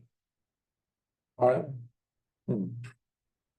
The pole banners, according to the Bayfront Master Plan, irrigation and landscaping of city park signs, irrigation and butterfly garden landscaping at Butterfly Park. Moving on to 25, 26. Doing something with the fence at Butterfly Park. Wrought iron or brick, or stay with wood panel. I mean, just waiting on direction. Need a fence. Yes. Well, we need a fence. The question is whether you want to be able to. Dangerous for the Be able to kids. see through it at all. That's that outfall that goes out to the bay and it's when you get heavy rain, it rushes water. Pretty quick. And more bench shade structures at the parks. I'm looking into that as well.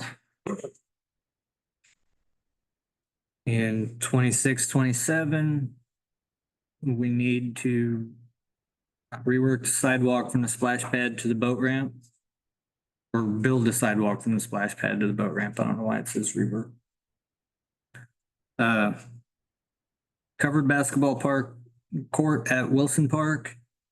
I think this number is low based on what. No, but look, the cost is gonna be like 800,000. I was thinking we budget match money. Okay. And then we apply for a Parks and Wildlife grant. Cause there's it's gonna be a long while before we can afford $800,000 to build a.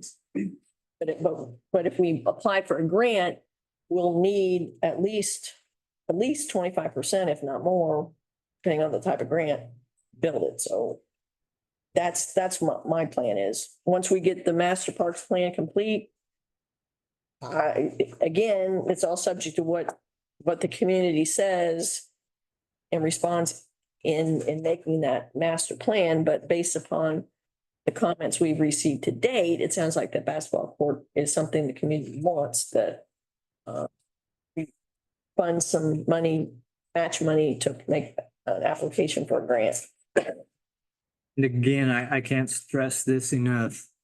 For anything 26, 27 and beyond, I have no confidence in the numbers. They're just placeholders. Well, let's do it now. Basketball goals. We're gonna take care of that. He's gonna take care of that out of his budget. That I can do out of my normal budget. It's not It's used quite a bit. replacing the goals and Almost embarrassing. repainting the The grant. lines on the concrete. That's relatively inexpensive. So you're not gonna make it any expanded bigger or anything? It Don't have a footprint. It doesn't work. We looked at that and the orientation is in the wrong way. And in order to orient it the right way, we'd have to get rid of the tree. And we got to looking at, where is that the place to put the covered basketball court? But in looking at it, we realized if we put a covered basketball court there, it would need to go at the other end of the park, the northwest corner. It would overtake that park. And that's all you'd see is basketball court, because that's really a huge structure. And it would overwhelm. So that's one thing. It needs to go to Wilson. Doesn't fit. They don't play a lot of ball games out there, just kids get together. Yeah. But I think we are gonna make improvements to the half court that we do have We there. just had some decent goals. Instead of those ones that are leaning in. Yeah. Lighting around there. There is, There is lighting. like, yeah, I mean, it's not the greatest, but there is lighting. Lights up pretty late with that bad light. So moving forward, the Bayfront Park entrance rehabilitation, these are placeholders because we're waiting on the park's master plan. that's what I was thinking they were LEDs, but look at that. We're looking at a cabana at Butterfly Park. 27, 28. George Adams Park enhancements, doing a perimeter sidewalk and a parking lot rehab. And maybe also, applying for parks, or I'd like to apply for that. For what? That's something we might be able to get a grant for to help out as well. Need some parking. Wilson Field, we'll look at pickleball courts. Doing a shade structure at George Adams Park near the basketball court and playscape. Again, we can look into grants to help us with that. City Park budgeted through 27 through 30 and beyond would be rehabbing all the parking lots. Off of Tilly and Hadley. Yes. Yeah, there's a total of 3 parking lots there. Then this is one that has been on the CIP since I've been here, and that's a boardwalk between Veterans Memorial and Scully's. That's still in the air. And again, that's a good candidate for a grant. The first step is getting an Army Corps permit, which we're gonna do here. I mean, it would be this fiscal year.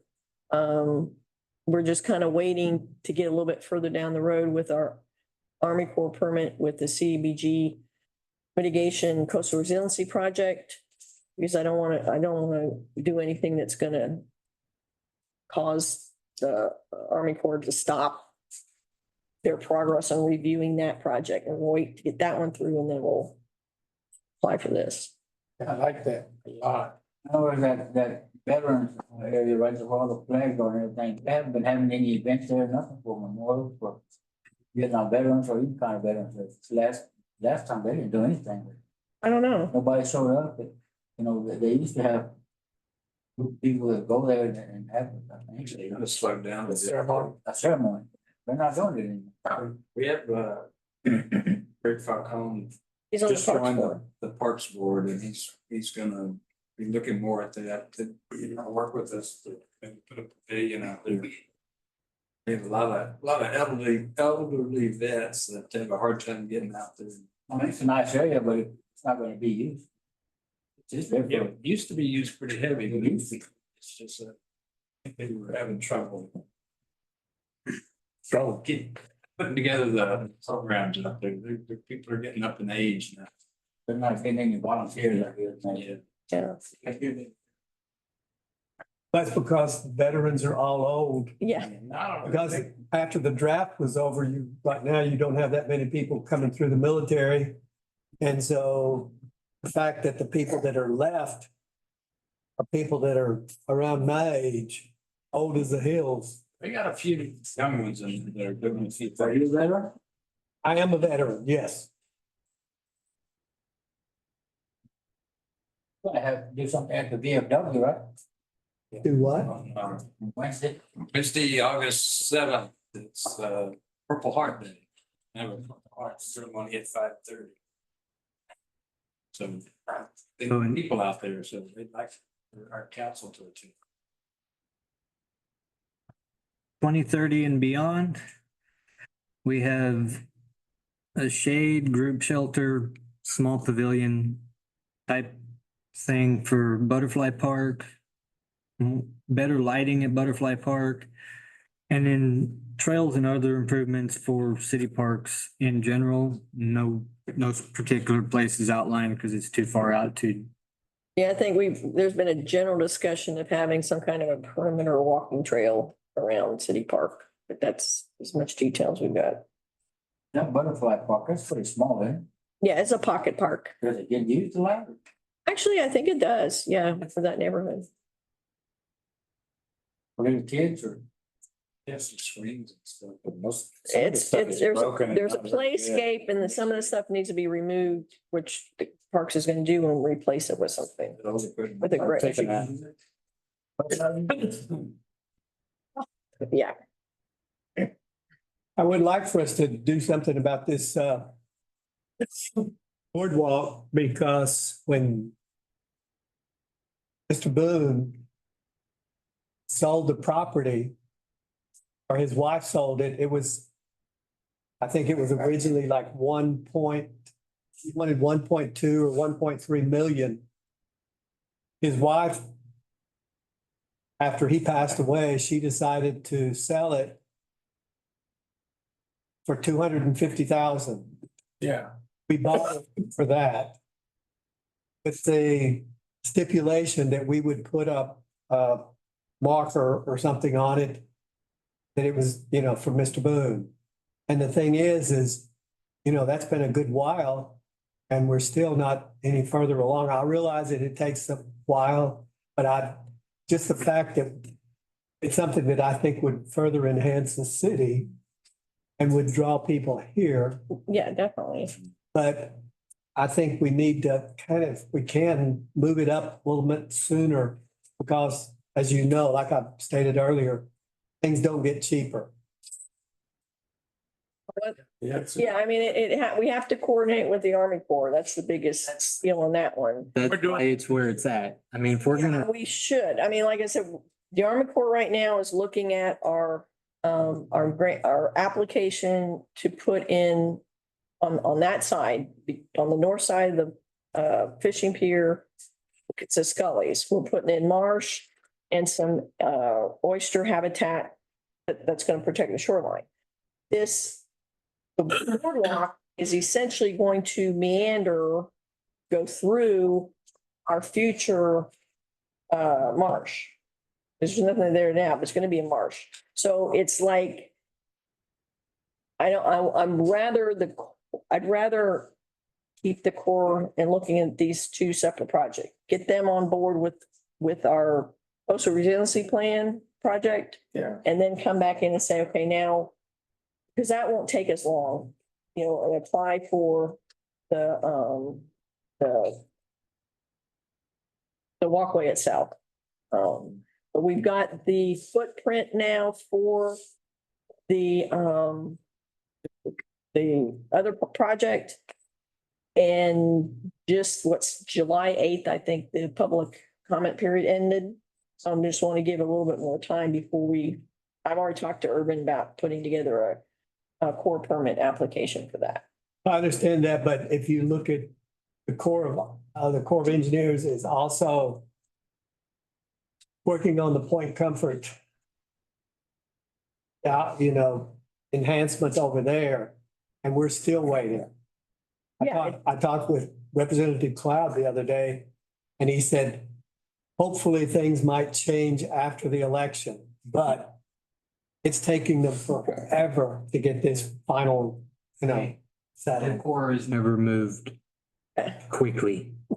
I understand, but To our definition of quickly, to Yeah. theirs, they're moving as fast as. they've always been that way. It's a snail's pace to us.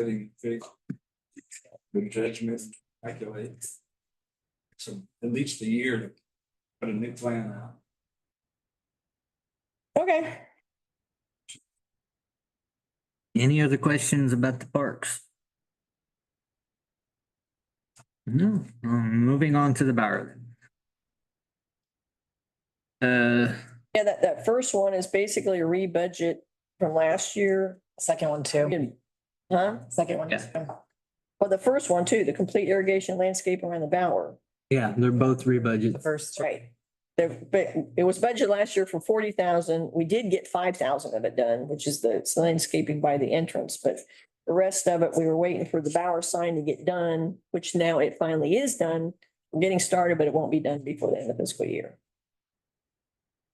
And the souvenir coin press has to be rebudgeted because the last email I sent to the company we were gonna get them from got returned.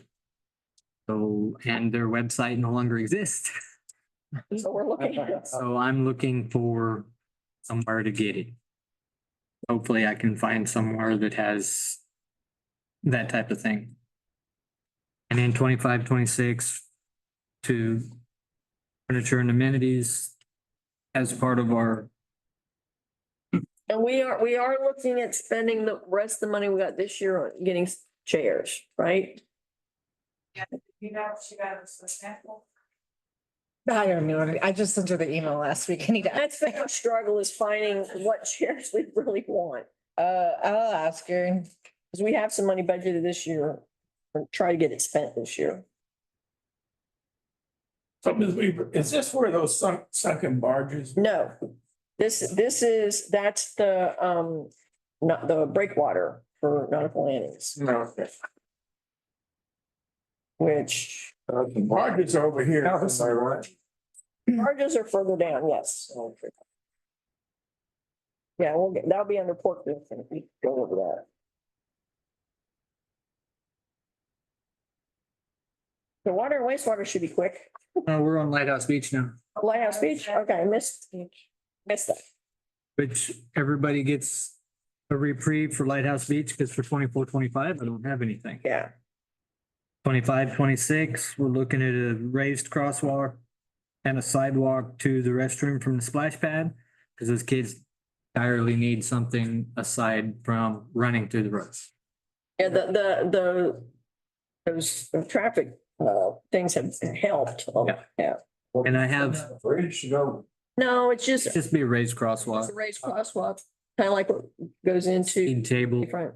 Okay, yeah. Yeah. I'm looking at feasibility of 3 new cabanas at by the splash pad. I'm not entirely sure we can fit them, but I'm gonna try. 26, 27 will be just about the time we need to redredge the boat ramp.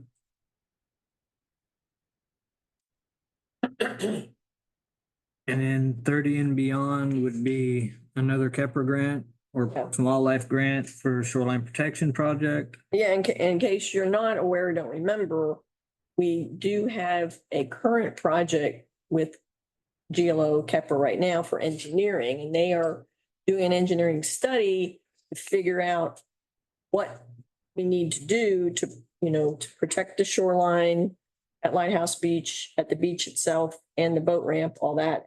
Once they come up with this plan, then we'll need to be able to find funding to actually go do it. And that's what this is. Once they give me this study, you'll see this populated a whole lot more because I got an even bigger wish list that I just couldn't put here.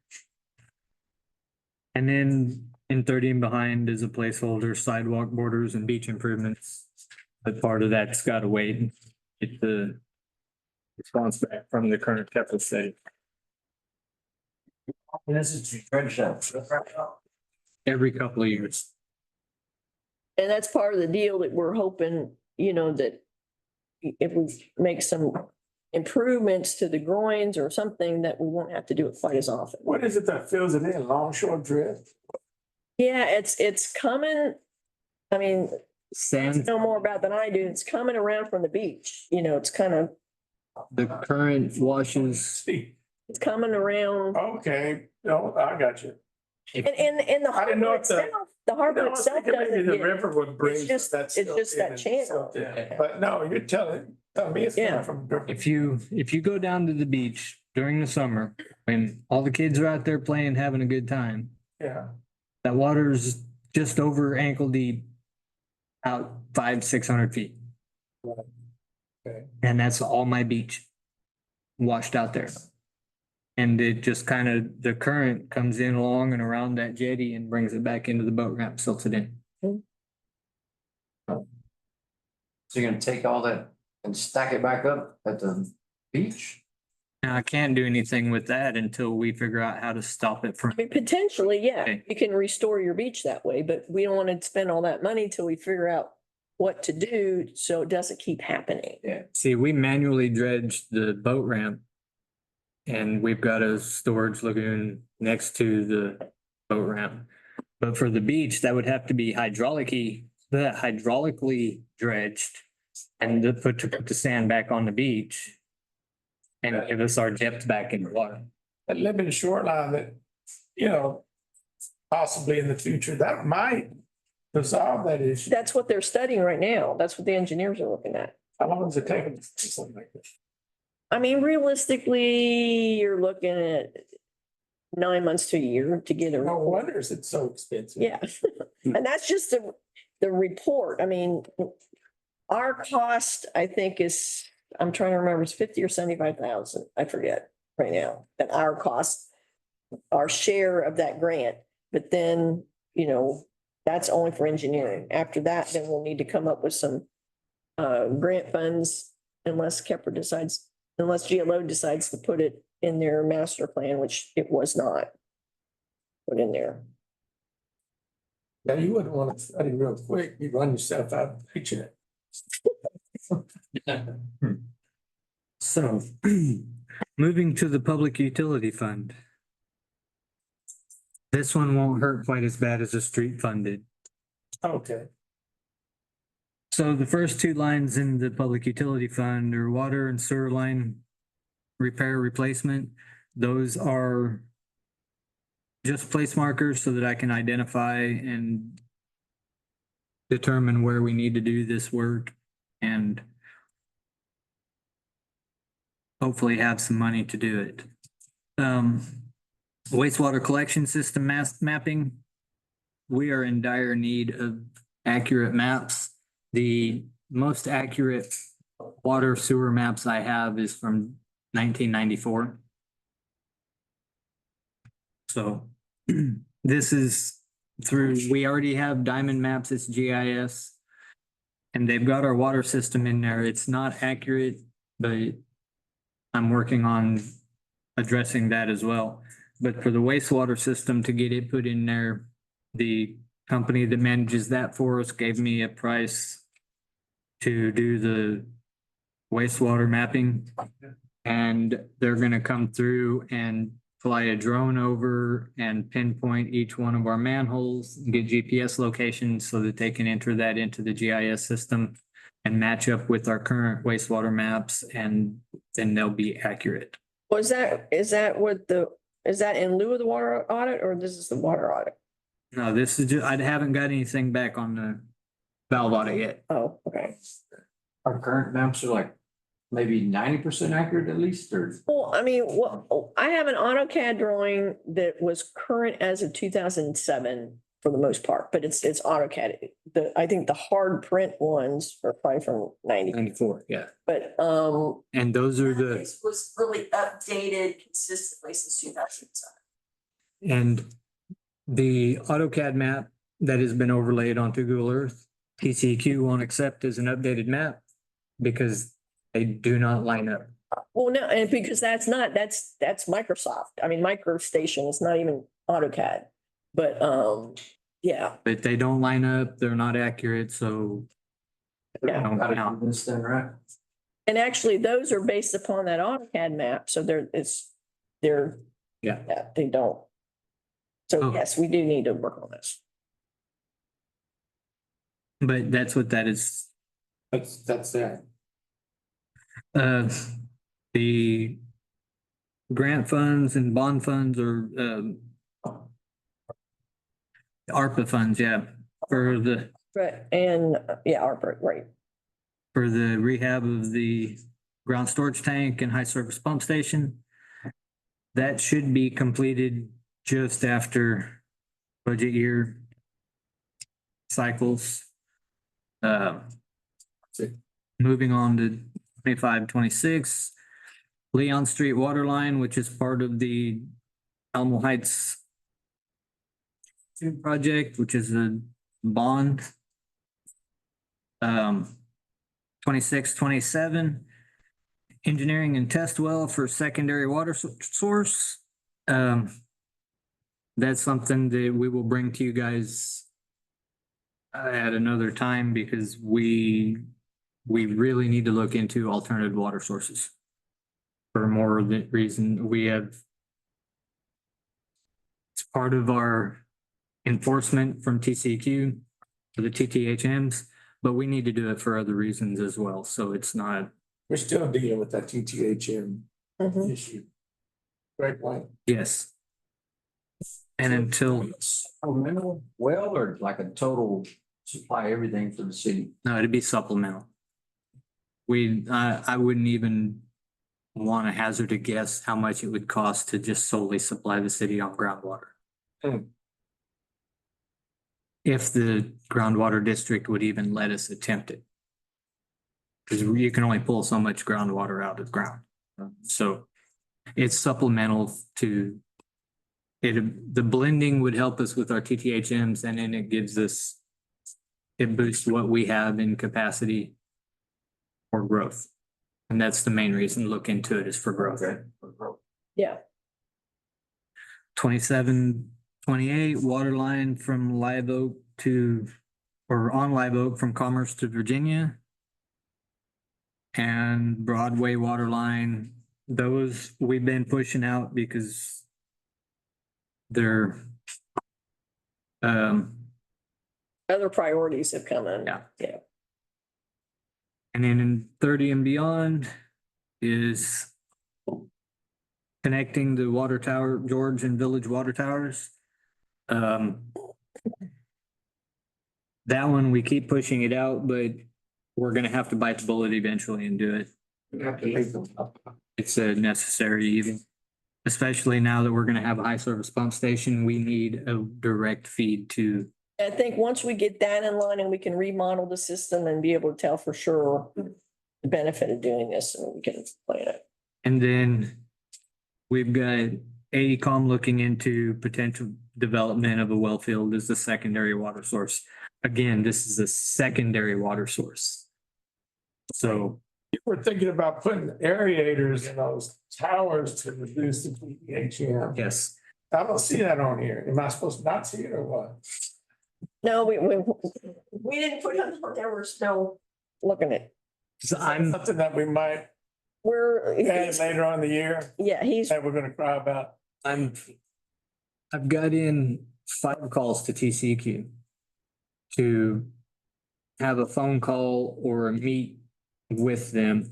And today, after Jody mentioned something to me about it today, because I got tired of waiting for them to call and schedule something with me, I called in.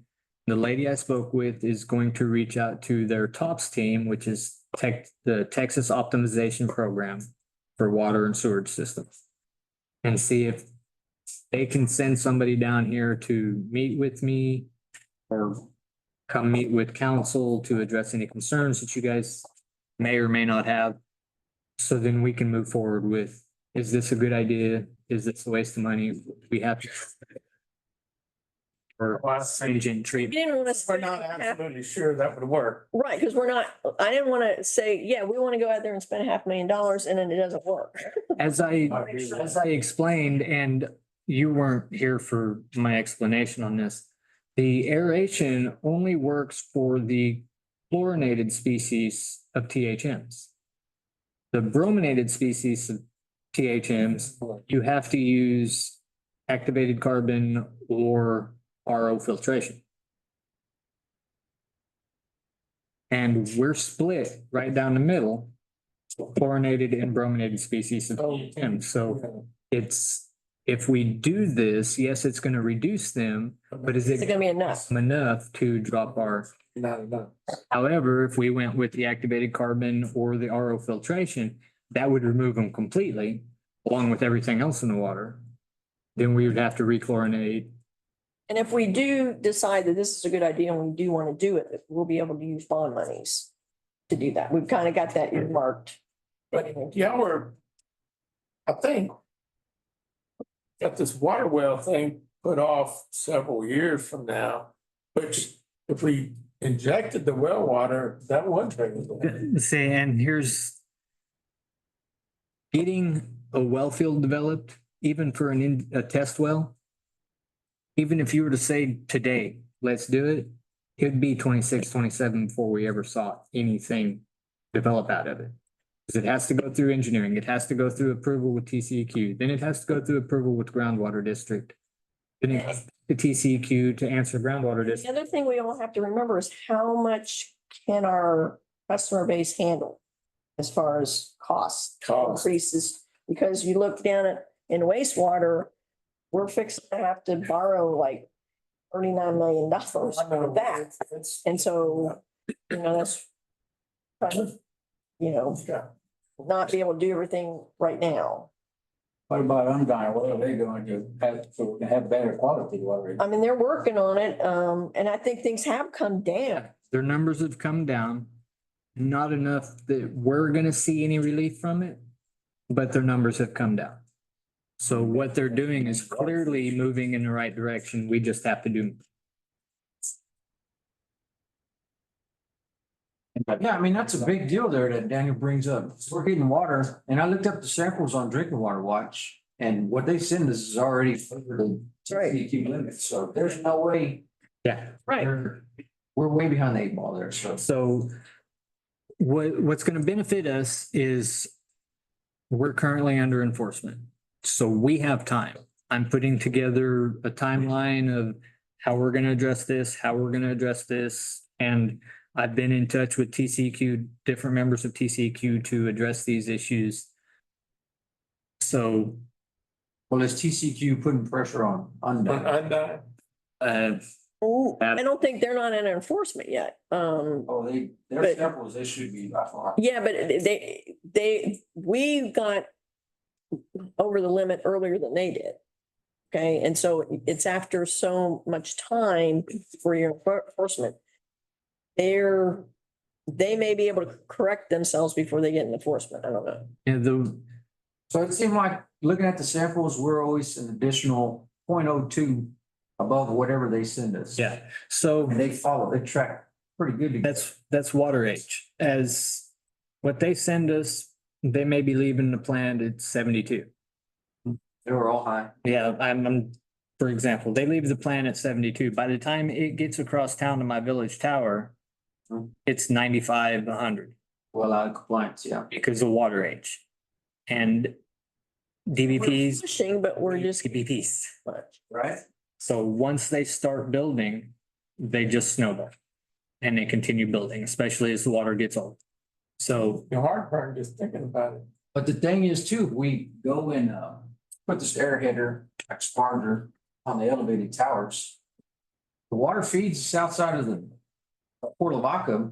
It's not even gonna make it to the towers. It's gonna be high on telogens already. Is that right? Yeah. It's gonna get- yeah, and unfortunately, there's nothing we can do about that because our pressure is fed by distribution. So what comes into town goes through our distribution system before it ever gets to the towers. Yeah. So water age kills us. And it is cost prohibitive to run a line directly from the plant to my water tank. Yeah. Which would be optimal. Well, that was like $13.5 million back in 2017. Yeah, we're looking at, probably about the same of what we're gonna be spending at the wastewater plant for its upgrade. So it's, But Undine, they're in the process They of, are working on some stuff. of making improvements to their plant, bring that number down even further, right? Yeah, Yes. that's what we're being told. routed their system so through a detention pond so that the organics have time to fall out, precipitate out of the system. That's gonna help a little bit. And then they're working on, they've changed their process of where they inject chlorine and where they inject ammonia, which has brought their numbers down a little bit, which has brought them into compliance. We're still dealing with the water age bit, but we'll see how things look coming into this winter. Mhm. And even though the operator out there doesn't like to do free chlorine conversions, We may, it's, to request them to do a free chlorine conversion at the end of summer. That way we can make sure that our system is clear and clean from any growth. And then that gives me an opportunity, because I want to restart my nitrification action plan once we put our ground storage tank into play. So that gives me an opportunity to start fresh with a new clean system. And then at that point, we can get a baseline and I can see what's going on. Because I ordered all the equipment to do trihalomethane testing. And it should, the rest of my equipment should be here next week. So whenever the lab comes to test, I'm gonna collect my samples and test as well, so I have an idea of where we're gonna be. And then I'm gonna set a baseline monthly of what our numbers are based upon what they sent us. Yeah, you find a tough battle there, Wayne. I mean, they're sending you high CHM water right off the bat, so. Yeah, I argued that point with TCQ and they didn't get it. Is there anything the council can do to speed up? However, That's on their end. they did waive our fines. we should receive their proposed budget We have to address it. by Wednesday. Address this, then It's due the end of the month. And so we're waiting on that. So I'm waiting to see what they're proposing. How much, if they're proposing a lot of money and we're not seeing, where's the improvements, yeah, There used to be a, push back on it. we used to have 3 water towers here, that one on Alcoa. Now Austin all the way down, how come that one got removed? Because the pressure in the line come from a GBR was greater than the pressure created by the tower. So the tower didn't do anything. The tower was there when city was a totally different system. It came from the center because all the wells used to have wells and they pumped to the center of town. And so this tower was in the outskirts of the water system. Well, then when they switched to GBRA in 69, then, all the water's coming from the south end of town. And so when pushing it in, the pressure in that line right by that water tower was greater than the pressure created by the tower itself. So it didn't do anything. So the water would just stay Yeah. stagnant up there. It didn't do anything. The purpose of an elevated tower is to help, create pressure, Pressure. and it didn't do anything. and that tower was essentially doing what my village tower does, just stays static and Yeah, Reads THMs in. yeah. What about that ground storage tank? Is that going to be similar and because it's not creating pressure? it has pumps. Oh, it's gonna Yeah, move pumps. it. Yeah. Yeah. The idea is so that I can manage my elevated storage tank pressures and levels rather than depending on the plant to do it. Yeah, that makes sense. More often than not, the plant just keeps my towers at a static pressure and then the water stratifies and then when they're not sending me water, my guys go check chlorine and I have 0 chlorine in the towers because they've not turned over. That's why the link between towers is imperative at some point. We're just gonna have to do it, but we're trying to be conservative and not overwhelm our Several payers. constituents asked me about that, PHM. So anyway, I'm working on it Yeah. at a snail's pace. That's a full-time job in and of itself. Yeah, thank you for calling TCQ several times to try to get some movement there. I'm, get the movement on wastewater. that's as I've told many of you before, water and wastewater are my passions, and I want to be able to give my customers the best water they can get. And from where I sit, it's kind of hard to do, but I'm not gonna give up. Who are those companies that advertise in the newspaper, they are water, man? How many customers read that and they get all crazy? Oh, they want to sell you water filters to go under your sink.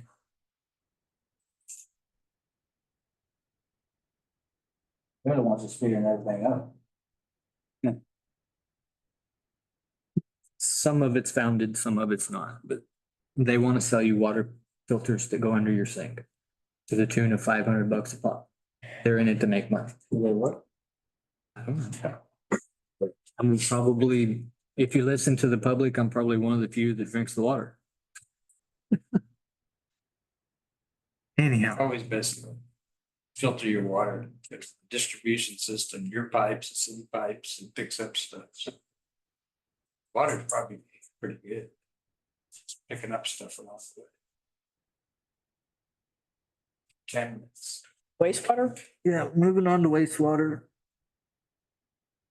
The Ann Street lift station upgrade is Basically, we're ready to bid. We just gotta do it, yeah. they're doing the site survey drilling right now. Oh, I mean, right now. And then we'll bid it out, hopefully award it before the end of the year. Not budget year, but end of the year. Next year, the next lift station on the agenda is Shellfish. I have, in the last 4 months, I have spent enough money in rental pumps because of its failure to convert from the wet well or dry well to a wet well system and buy 2 new pumps to put in it. So it needs to be rehabbed. 100, 200 blocks of Guadalupe in Colorado. We have clay sewer line in that area that needs to be pipe burst. We were looking at some kind of grant, but I don't know where that went. Oh, is that one in this area? Yeah, that. We should hear in October. We should get that. So that would be, all of that would be covered under the grant minus whatever the match would I be. think the match is what, 150 or 60-ish thousand, I think. That's going off memory, I'm not sure. Then going to 26, 27, the DeShazer neighborhood, Lowry, Charlotte, Tommy, Oren. Yeah. We've got clay sewer over there we need to replace. Then Hill Terrace, which would be the next lift station that's like Shellfish, it needs to be rehabbed. And 27, 28, the sewer that runs along Lynn's Bayou, that needs to be replaced. A lot of it is exposed and it's ductile iron and cast iron, which I'm sure inhibits flow, and it's probably got quite a bit of tuberculation in it, which is gonna slow down the flow and help create leave that 12-inch and create backups. Then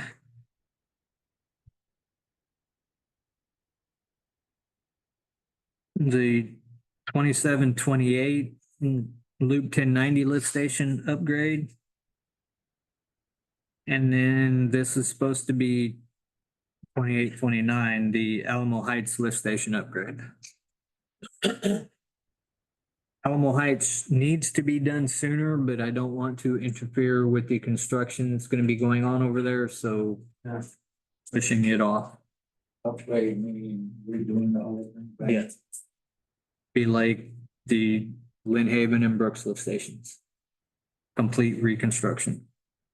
Wastewater treatment plant improvements, they should be finished. We're doing a startup of the last project they're working on until they get their MCC in tomorrow. So and then in December, when they get the MCC in, they'll start the blowers up and that project will be complete. And then the wastewater treatment plant expansion, which is at a standstill until we, The water development board was gonna be voting on whether to extend an offer of a $39 million loan to us. Again, that's a loan, not a grant, so, Not a grant. but I think their meeting is in August and we'll hear something there. thought it was 3 days ago. Oh, was it? I thought it was in August. Oh. No, I think it's in August. You're thinking that the TCQ meeting, right? I may be wrong. I was thinking it was in August. They have to vote to give us a. Board, I mean, the staff's reviewed and everything, and they're making a recommendation to board, and then the board will yay or nay. I don't think we'll pay them back though. That's I mean, that's where the staff has looked at all that, and so their staff is making the recommendation. I mean, I think it's pretty standard that they would go with the staff's recommendation. They gotta make sure we're credit worthy.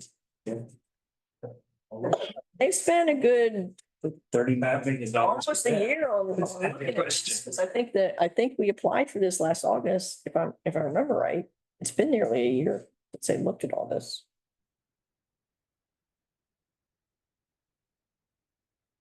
$20-year loan, $39 million a year without interest. I mean, it's gonna be, yeah.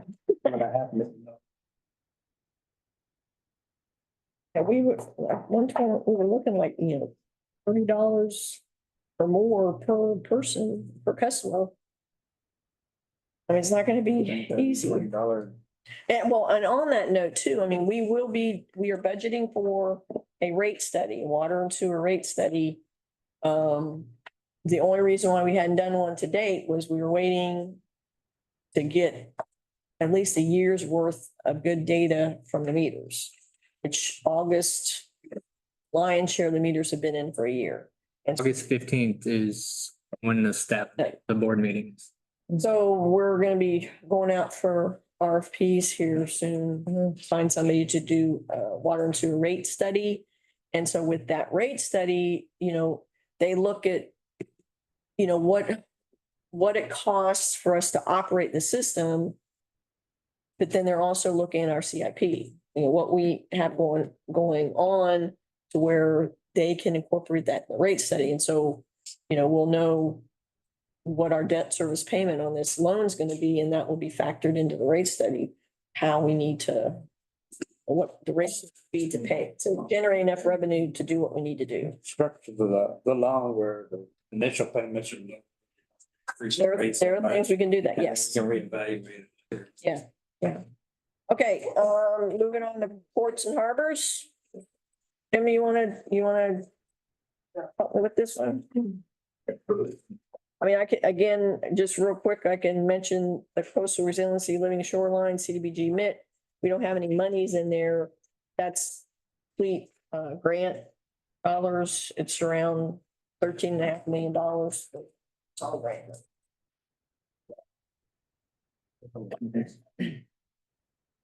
Council. Go down there to the nautical lanes. That boating access grant, that is, water. And I do have a picture of it since it's been so long. Some people may have forgotten what this is. So hopefully we will get that done this year. Yeah, I mean, it is in Washington DC, waiting for approval, and I'm told once we get down in a couple months, we should get the approval to go out for bids. Then the restore grant, that's over, actually, that's the part of it. That's the barges, barge removal. I guess we're gonna try, I guess I'll get done. That'll get done this year. We're good. That's what we got. And again, that's all grant funds as well. And then, yeah, and then, grading all the lands in here, that's there back in 26.7. I probably won't even touch that.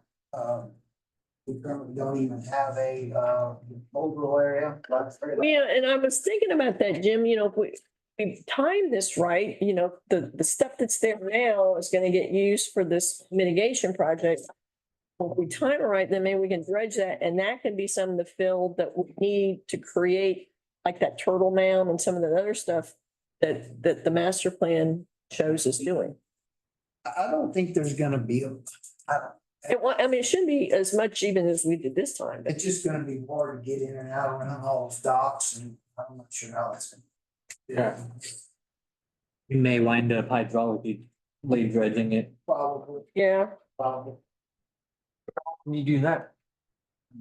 I don't know. The last time, Well, the last time they did some in the marina during recovery of Harvey, right? Because they had to do a little bit, we kind of got a freebie because they had to do a little bit to even get in there, get some of those boats out, remember? I don't know, I wasn't even here. I wasn't here during any of that process. Well- I know Randy Boyd they had dredged it out. I mean, I just remember that, we had several boats that were stuck on the bottom or whatever, and they had to come in there. By, private people got dredge companies in there to get some of the boats out, and were able to dredge some of that marina just to get some of those boats out. I didn't know about it. Okay, so, then we go back down here, Smith Harbor improvements, phase 1. So that 50,000, that was the, That's a Matagorda Bay Mitigation Trust. yeah, and then this other is the medical Bay mitigation trust, and there was some money coming from something else too, wasn't there? Well, this is, 150,000 from general fund, which that's what we talked about that earlier. 150,000 is coming from Port Commission, and that's the match. And we have 400,000 from the Matagorda Bay Mitigation Trust, which all adds up to 700,000. We get down here to City Harbor, sandblast and recoat bulkhead. That's something that we kind of put on here quite a while back. Same thing with the other ones. And I'm assuming that'll probably all get pushed back further. Because those dollars won't even touch the theirs, so. These were estimates we got last year, I think. I don't know, I think it's been longer than that. I think this is back on, yeah. I mean, there's gonna be a bunch of cement tear out and stuff along that nature. Well, I think the sandblast and recoat, that was just simply the outside of the steel. So we will get down here to Harbor Refuge. Of course, that first one, that's grant funds as well. That's a corrugated pipe on that railway there. And then that phase 1, that is that inner shoreline down to Refuge Harbor. And that's coming out of CDBG mint funds as well. So how's that restoration, bringing trucks and dump in there, where that, No. is that? That's No. not even what you're talking What about? what they're gonna do is basically cut down the slope, because right now, there's trash cells, right? And it kind of has a big drop off. So this project will slope that back, cut into the trash even, slope that back and use the cut to fill in some of the low spots. So it's cut and fill using the material that's there. And then then we'll need to bring in clay to be, I think, 12 or 18 inches layer on top of that. Now, some of that material we've been, hauling out there through some of those street projects that have been going on. ROB's gonna be up and out on that too, right? No. Yep. And this is what I guess you would say phase 1 of that shoreline. It will come Yeah, down. there's a Yeah, lot more because to be done. then the Kepra project is gonna come and put a articulated mat over it. That'll be good. Yeah. Yeah, And then they extend the bulkhead on the east end of Helena. Just way out there and beyond, but that's something that if we, some type of grant, and what were you saying, Jody, that it's gotta be Well, that grant. if we could, it would be a good candidate for another economic development grant if in fact we had somebody that wanted to come lease that property and bring jobs in or something, that we could get some grant funds for it. that was part of the belt too, wasn't it? Not on the north side, Not on the north side. not on the north side, no. Because the dump was there, the landfill was there before the channel was built. So they dug the channel around the one. I didn't realize that. It's the Woods, Mr. I can't think of his name right, but yeah, he's looking at making. Doing some dredging, bulkheading, and making significant improvements to that piece of property. Yes, I think it will. But he's. Well, that's what we've got right now. Again, this was workshop today. We will be taking this and putting this, I mean, it's in the budget right now. Once we get the final numbers and be able to, finalize all, our revenue, everything based upon the appraisal district's numbers. I mean, if it looks like we've underestimated some stuff to where we might be able to take some of this and scoot it in this year or the other way around, we will. And we'll make any final adjustments and that'll be what we present to you next week. And then we'll review it on the 19th. Go through it. So there's still opportunity. That's really council's opportunity to go through and say, yeah, we don't like this or, change this up or whatever. For the first reading of the ordinance to adopt budget. Get Rosie has time to come in and argue with Alan. Oh, yeah. Streets get the extra money. I have to get in that conversation also. You got stuff going there. I'd like to mention, I heard before about Elmo Heights. I've had a bunch of complaints about. We thought it was gonna begin on April, and here we are. 2 months, Yeah. Yeah. And They are, the thing is, nobody's telling them, they don't know, they're in the dark, they don't know what's going on. well, just remind them to get on the portal. And I put a little note on there, to let them know, delay that was caused by the material supplier.